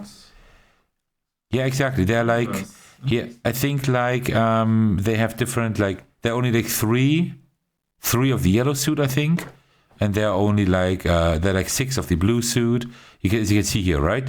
So this is the 5 of the blue suit, and there are only 6 cards. But the red suit, the yellow suit, only has 3 cards. So that's very interesting. They have like all different counts. This one only exists once. So very, very interesting. And also, I think, if I'm not mistaken, every player knows which suit you have. They don't know which number you have, but everybody, if he is like holding his hands of cards, I can see that he has like all the apple suit, and I know how many cards are in the apple suit, right? So I can like kind of work with that. That's like the deductive aspect I was talking about. Very interesting. So it is similar to Wizard and Skulking, like you were like bidding for your tricks, but you also have like more information. Very interesting. Ooh. I think this could be... Are there like special cards as well in it? I don't think so. Just numbers, but no full pictures? I don't think so, no. Okay. I don't think so. Interesting. Yeah. Maybe those tokens do something. I don't know, yeah. Maybe these tokens do. These feel great as well. Have like linen finish here as well. And these rats give -1 points. Why ever? I have no idea. And then we have like the wheat symbols here that give 1 point. And then these give 5 points, I guess. These are probably just to exchange if you have too many of those or something. Yeah, okay. I have no idea how this works, but looking forward to that. I mean, of course, I'm like as you know, nature, animals, and like farm stuff is great as well, right? Huge Stardew Valley fan, Harvest Moon, all of these things. So yeah, this was like a no-brainer for me. I really wanted to get this. And fortunately, it was very easy to get it, right? They had like enough copies there. I could get it on my second day, so... Yeah, looking forward to that. Like, I still don't know like how it works with these solo mode, because here it says 2 to 5 players. On Board Game Geek it says 1 to 5. So I have no idea. Either it's a typo online. Might be. Hopefully not. Let's continue with another great game. Snails. I mean, it was like a big hype last year when Zolfekers and I attended Spiel, and everyone was running around with a snail head. and we're curious, what is it? What is the story behind the snail head? But yeah, we didn't actually find the game. We just found it on the last day, on Friday, and we were like, okay, we now have to go to this booth just to know what this is about. And it looked like an action programming Worms type of game, which immediately kicked my interest because I'm a huge Worms fan. I grew up with Worms. The old ones, I don't play the new ones, but the old ones. And I like board games, which were two things which really were meant together. And this year they brought Snails, Fire on the Shell, which is an expansion for the base game. And if you attend at Spiel, you would get a promo, which is the Cube of Fate. I think I got it last year already, but I wasn't sure, and they said, here, just take it if you want. So I got a copy. And let's see what Snails, Fire on the Shell is about. I just know that it adds some new factions. 4 new factions, I think. And yeah, it looks pretty cool. New leaders, which you can see here. And they look pretty interesting. Not so standard like the last ones. A huge rulebook. Oh, I hate those. Oh. What? I thought you love rulebooks, which you can, like, you know. I like rulebooks, yes. Yeah. I don't like huge rulebooks. But this one is like over the top, really. Yeah, it's just. I'm a bit surprised. But actually, it feels okay, and it explains the new tiles because it adds a few new tiles to the board, which is cool. Wasn't the rulebook of the original as large? Was it smaller? I think it was as large, actually. Okay, yeah. Yeah, it was as large. It would be kind of weird to make the expansion rulebook larger, right? So yeah, it's pretty cool. It adds new layouts, just for the ones who don't know. As Worms, you have like a map, and you just fight to death, and the last survivor is the winner. And you can just freely order the tiles and have a big map and fight each other. And it looks like they added new layouts. They said they even set up a homepage where fans can add layouts for people to add. So yeah, I think it's also cool that they added some examples and new tiles, which is pretty fun and cool. Yeah, cool. So yeah, the player help, which is added for the new factions, pretty cool. A double-sided, yeah, it's the others. It's pretty sturdy material, it's fine. And also, you could get miniatures, but I didn't want to get miniatures for the game Snails. Usually I'm one of the people who gets miniatures for everything, because I like painting them, which I should do more often, but yeah. And yeah, those are the new factions which you have, and some new tiles. Okay, now I'm a bit sad, because they are just, I don't know, what is it, 5, 10... 12 tiles only? That's a bit sad. But actually a new symbols which you can add, and new backsides which, yeah, do something. I don't know what the act does. I'm not sure. The funniest thing is when you like take those out, the insert is just empty. Yeah, the insert is just empty, but in the base game they also added, it's really not much space there, so I think they prepare for more expansions, I assume, because as you can see, they plan for sleeve cards, because the sleeve cards fit really good in the base game, and it looks like this one will fit into it good, but then you have 2 more spaces. So I think there will some stuff come in the future. Makes sense. And I'm really looking forward to it. Just for people who don't know it, you have like weapons and other things like loot crates which add weapons. And yeah, let's see what is in this game. I will just add this. You forgot to do the under the insert check. The under insert check. I am not sure. Wherever. Nope. Nothing under the insert. I mean, I only had it in Midara where they hid some cards beneath the insert, but did you ever have a case where something was? Yeah. In Megaland or above and below? Wait, Megaland I also own. There was Then above and below. Okay. There was something, and there was something under... How was that one dungeon crawler called? I don't know. There was like a dungeon crawler like with like kids in America or whatever. There was something under the insert.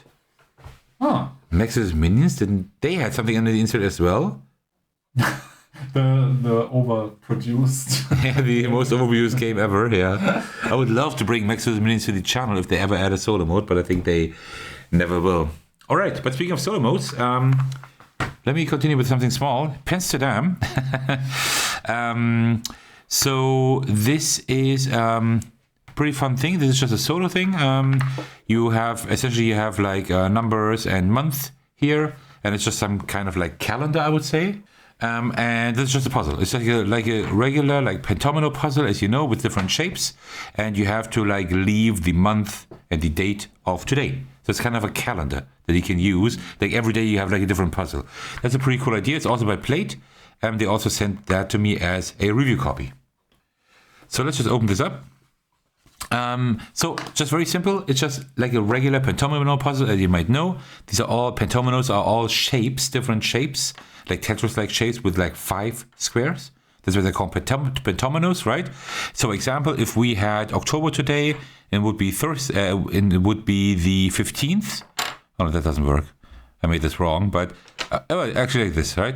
So let's say we had like October and we had the 15th, then I would have solved the puzzle, right? So we always have to have like the month and the number of today's date there. So today it would be like, as of recording this video, it would be October 25th, right? So I would have to try to puzzle it in such a way that October and the 25 right here were visible, right? I'm not going to puzzle that now because I would need way too long for that.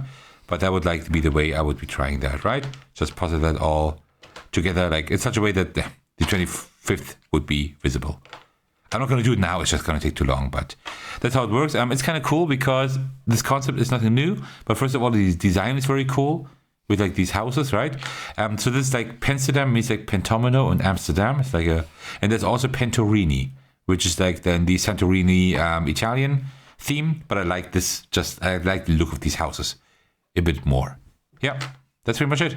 So I just like the idea quite a bit that you have a different puzzle every day, but it's like really hard. I'm really bad at it, so I'm definitely not going to puzzle that now. I'm never going to record a playthrough, I think, because you're just going to watch me like for half an hour trying to. Yeah, you see it again already, right? That I'm not able to like puzzle that together. So I'm just gonna elegantly like just put that out of frame and sit there in half an hour tonight and try to fix that again.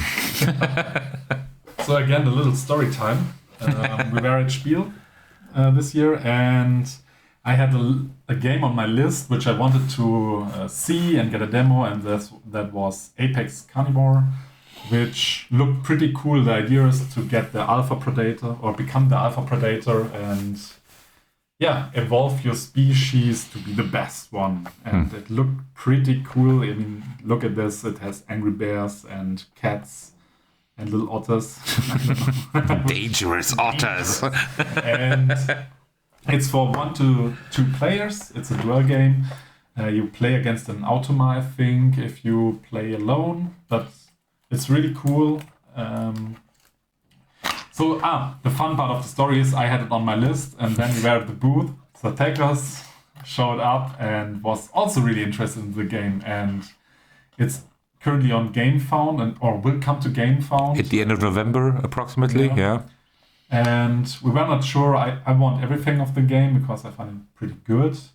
And he was like, yeah, it's pretty cool. I also want it, but maybe I can make a demo of it. And they were like, sure, have a demo copy, and we were like, okay, let's test it. And we just tested it at the same date, so on Thursday evening. And yeah, let's see what we find inside. There are a lot of cards which are full of animals. Well, the funny thing was that he wanted to go to the booth. I said, yeah, sure, why not? I don't care. We can do that. And then at the end, I got a review copy. So I was the one actually leaving with a copy, although he wanted to see the game. So that was pretty funny. And I mean, look at these pictures. They are beautiful. You can see all the animals. Those are like the starting cards, which I don't want to get into details. But the funny thing is the pictures are always thematic because you see tool use and the otter is using something to open something. I don't know. So it's standing upright and there's like a bear standing upright. So it's really thematic and really... And the best, but the best thing is also that not only is the image thematic, but also the title always fits like the ability, and that is like really well done. It's like very like the titles and the abilities fit together quite thematically. I like that quite a bit. Like pack hunting, and you have a pack of lions. So really cool, really looking good. It's a fast-paced game. You can set it up fast, and there's just a really small rulebook which the Thekos should like because it's a normal rulebook, just small. I like that, yes. And it does the job, actually. I didn't look into it so far, but now, as I see it, it's looking really good. Really cool. So yeah, definitely one of the hidden gems we found, and we will definitely check out the game font backup.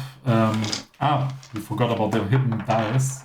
Because you have hit points in this game, you have to show them with the dice, and you have dice where you roll your, let's say, checks. You have to pass checks to play cards and to activate them. So yeah, you need dice for that. So there's a bit of luck and a bit of reducing it and having some tactics. So that's really cool. A cool mix. I never played a card game, duel game, let's say, with dice and cards where you build your deck. So really cool new idea of that concept. Yeah. So you can like imagine how bad I suck at the game because of all these skill checks I have to do, but I like it as well. So this is actually like the review copy that I got. So I will bring a video to you like very, very soon, within the next 2 or 3 weeks. Also one more detail for those dice aficionados watching this. These are actually spin-down dice.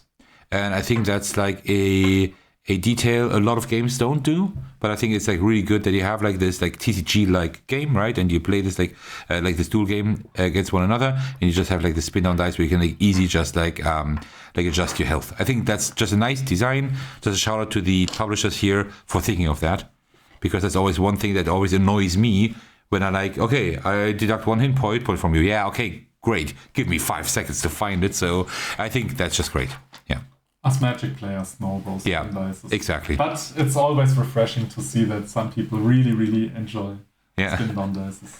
Yeah, because you don't have that very often in board games, in card games. Yeah. You have it in Magic, right? But you don't have it like in like these regular games. So I think it's good that they do here. Small details just matter. Yeah. Yeah, for sure. All right, next up, we have another plate game. I told you, like, I have, like, loads of games. I think, like, 4 review copies and, like, 2 copies I got myself. This is another review copy here, Express Cross. So, again, thanks to Plate for giving that to me. So, this is just a very simple roll and write. It is very similar to Quicks, if you know that. I would say at least, because, let me just open this up. Actually, this is actually also not a new game. Like what Plate often does is like take like older games and like put them into like a new kind of design or whatever, like make them like also like very like small and compact. And what they did here is Express Cross. There is like a similar game that already existed with a different name. And it's like a very interesting sheet because you have this cut out here. That's like because then the dice can still fit in the box, which is really cool. I don't know how the game works, like essentially like 100% because I haven't played it yet, right? I'm unboxing this right now and I still need to review it. But from what I know is every player gets one of these sheets here. They look like very pretty. It's like these railroad tracks. I mean, the theme is kind of pasted on, right? But how this works, I think, if I'm not mistaken, is like one player rolls 1 die, and then everybody has to like put in a 3 anywhere in this grid. And it's the next player's turn. The next player rolls 2 dice. Then you have a 13. And you also need to put it in the grid. And you continue with 3, 4, and 5 dice until you roll all 5. And the next player then has to roll 1 again. So the numbers become smaller again. And the idea is to have like to have like ascending numbers from left to right and from top to bottom. So the longer you string together the ascending numbers until you drop down to a lower number again, you see how many of numbers those are, and you get like this number of points at the end of the game, right? So if you want to have like a 1, 2, 4, 7, 9, 13, 18, something like that, when you go down to 12 again, for example, then you start a new run and have to start at the beginning again, right? That's it. It's very simple, but it kind of reminds me of Quicks. It's different, but in Quicks also you have to like kind of think of, okay, where do I cross off the numbers? How far do I go? Things like that. It's kind of similar here. You're trying to like get like these runs, so to speak, right? So yeah, I like this. I like the idea quite a bit. That's why I wanted to have this as a review copy. And then there are also like other designs here. This is in space, for example, but I think this is just cosmetic, right?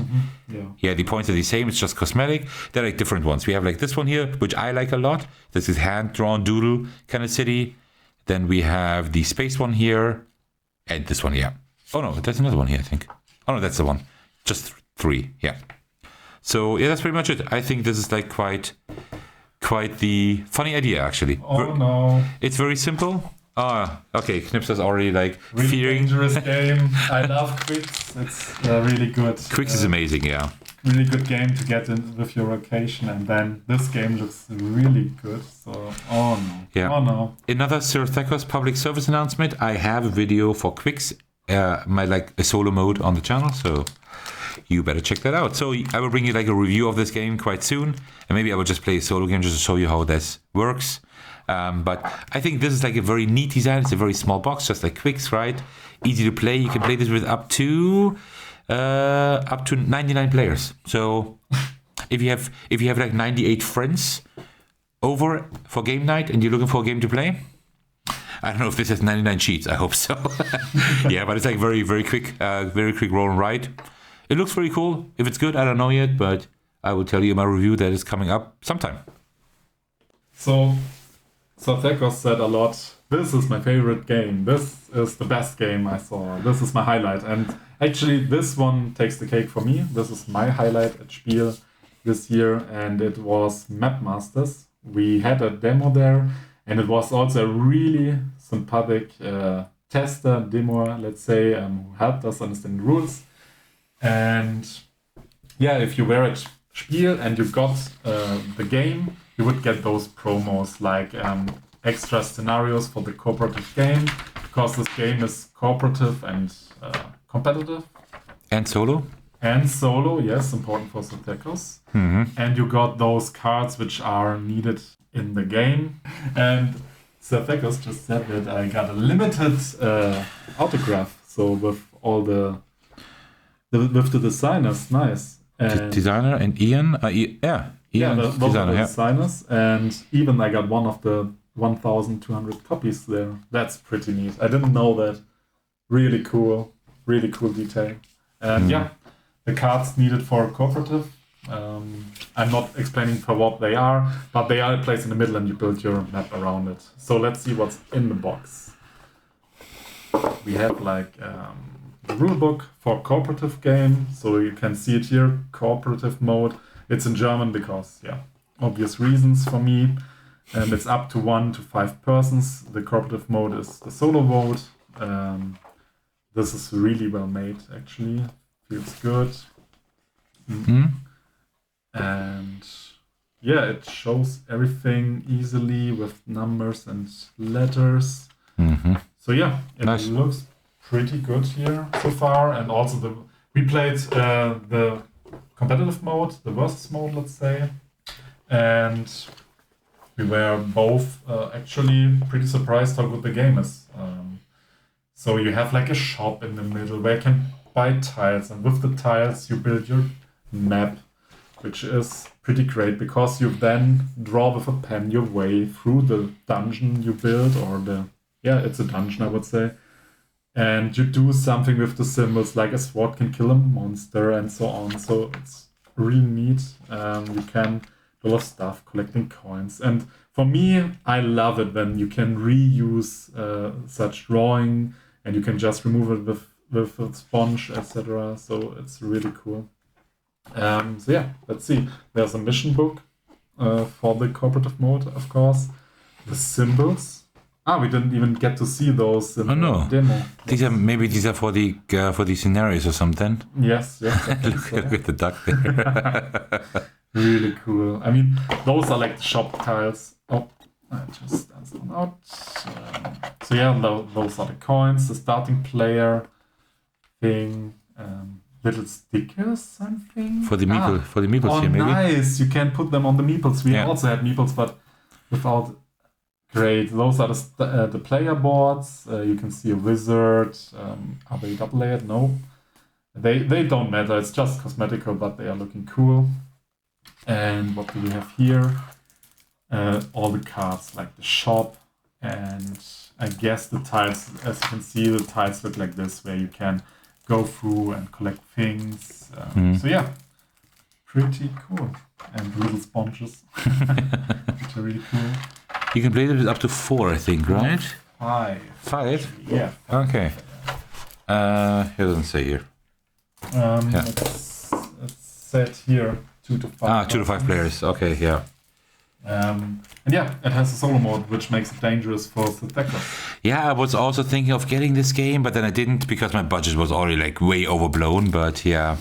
So yeah, that was my little gem of the Spiel. I'm really happy that I grabbed a copy, and I'm looking forward to play it.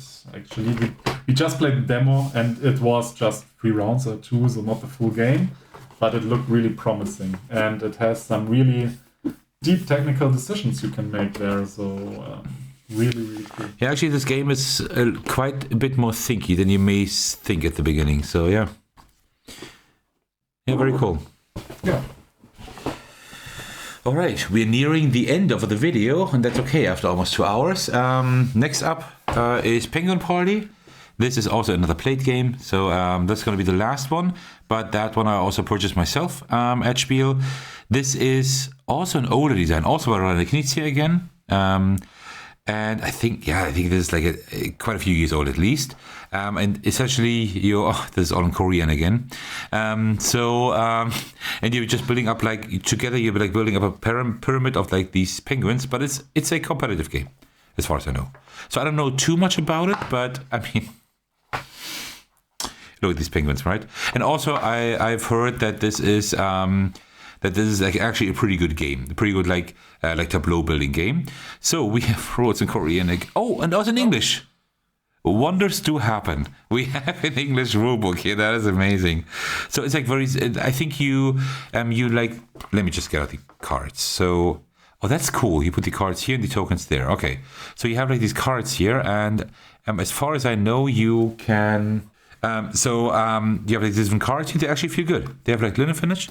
They feel pretty good, and like really cute designs. Look at these penguins here, these samurai penguins, the jungle penguins, like the ice penguins, which like makes the most sense here. No way. Okay, this is absolutely hilarious. Jackson penguins. They're really good, and these the Western penguins here. Okay, this is absolutely stupid. This is exactly what I want from a game. So and you're like just building up this pyramid, and I think you can only like build cards here above, or like with the same color, I think, right? So I couldn't like put a purple or yellow here. And you're trying to get rid of all your cards. I think it's like really, really simple, but I've heard really good things about it, and I'm always like up for like very simple card games, right? And it helps like to have like animals and penguins there. So here we have also orca whales. That's probably the points, I guess. Orca whales, and also like seals over here. And it's kind of cool because you have like the cards over here, and here you can put like all the tokens, I suppose. So everything fits in here neatly. Yeah, that's already it for that game. Looking forward to playing that as well. Maybe I'll bring a video to the channel. I'm not sure yet. I don't have to, since this was not a review copy, but I will see about that. So now we got a game which Slapbeckers and I really like. Oh yeah. It's a good party game. I played it with several different people, and it's a variant of Hearts. I'm not sure if you're familiar with, but Hearts is a really great trick-taking game, or trick-avoiding game, let's say. Yeah. You don't want tricks in this game. And this is like the expansion for Rebel Princess, which is about you are a princess, and yeah, there are a lot of princes who want to propose to you, and this is annoying.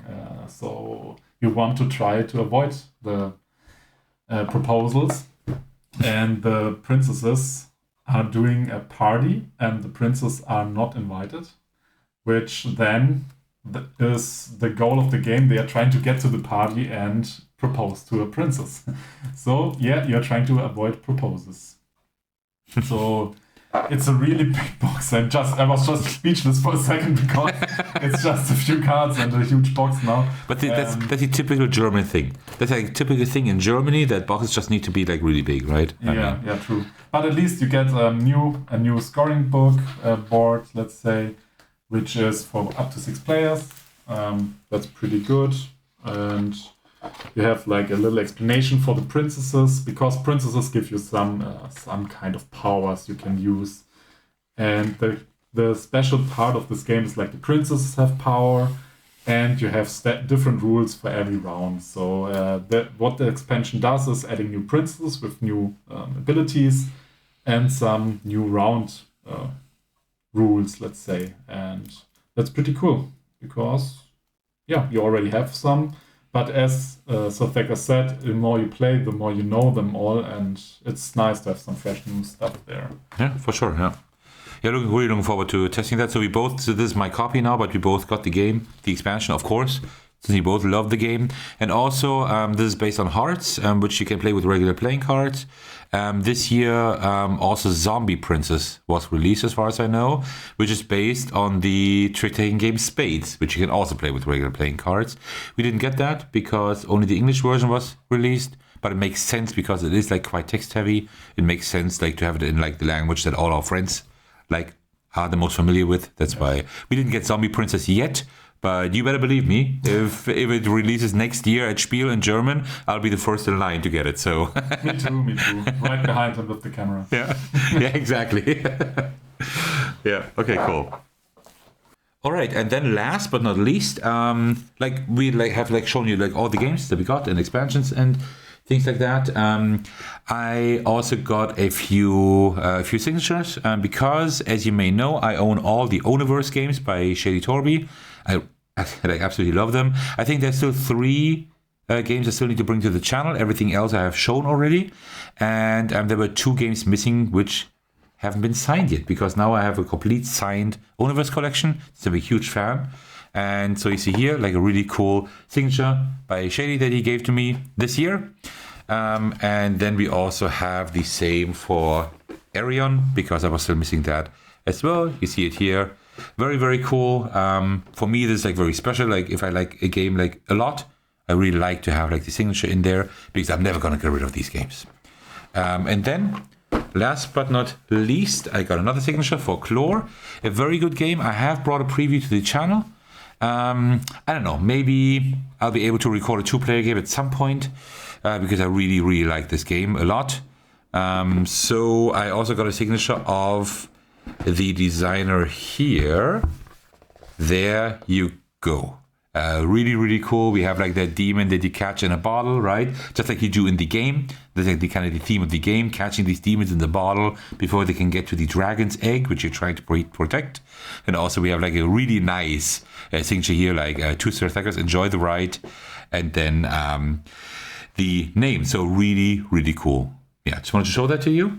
And regarding Khlor, regarding Tembo, the designers, the publishers of the game, I think Knippser, you can show something. Yes. So the evening before Spiel, so on Wednesday when we arrived, we just played a round of Khlor, and I was stunned by the components and the board and how well it was made. And Sir Tekos can confirm I really don't like puzzle games or such, and I love Khlor. Actually, it felt every time great. Even when he did something against me, it was really good. It felt not bad, it was really good, and hence I had it in my back of my head that this game is great. So we went to the booth because Sir Tekos wanted the signed version, or to let his version be signed. And I was staying there and thinking, and yeah, actually I'm pretty impulsive, so I just said, yeah, let's go. I get Khlor, the version, not the signed version, but the standard version. No, the deluxe version actually. The deluxe version. You got the deluxe version with the nice wooden board, wooden eggs, so yeah. I got the deluxe version even. And then, not sadly, but there were a lot of pictures there, hand-drawn, and shown there, so I decided, hey, let's get some. So they are also made by the team from Khlor, and I really like them. I think they look really good and great. So this is one. They are really hilarious. So, Yes, for example, they are. here you have like Dexter, right? Yeah, Dexter from Dexter from Futurama, right? Like a robot, right? Sitting in front of the capture, like to prove he's not a robot, right? And he has to type the words "kill all humans." So it's very, very funny, yeah.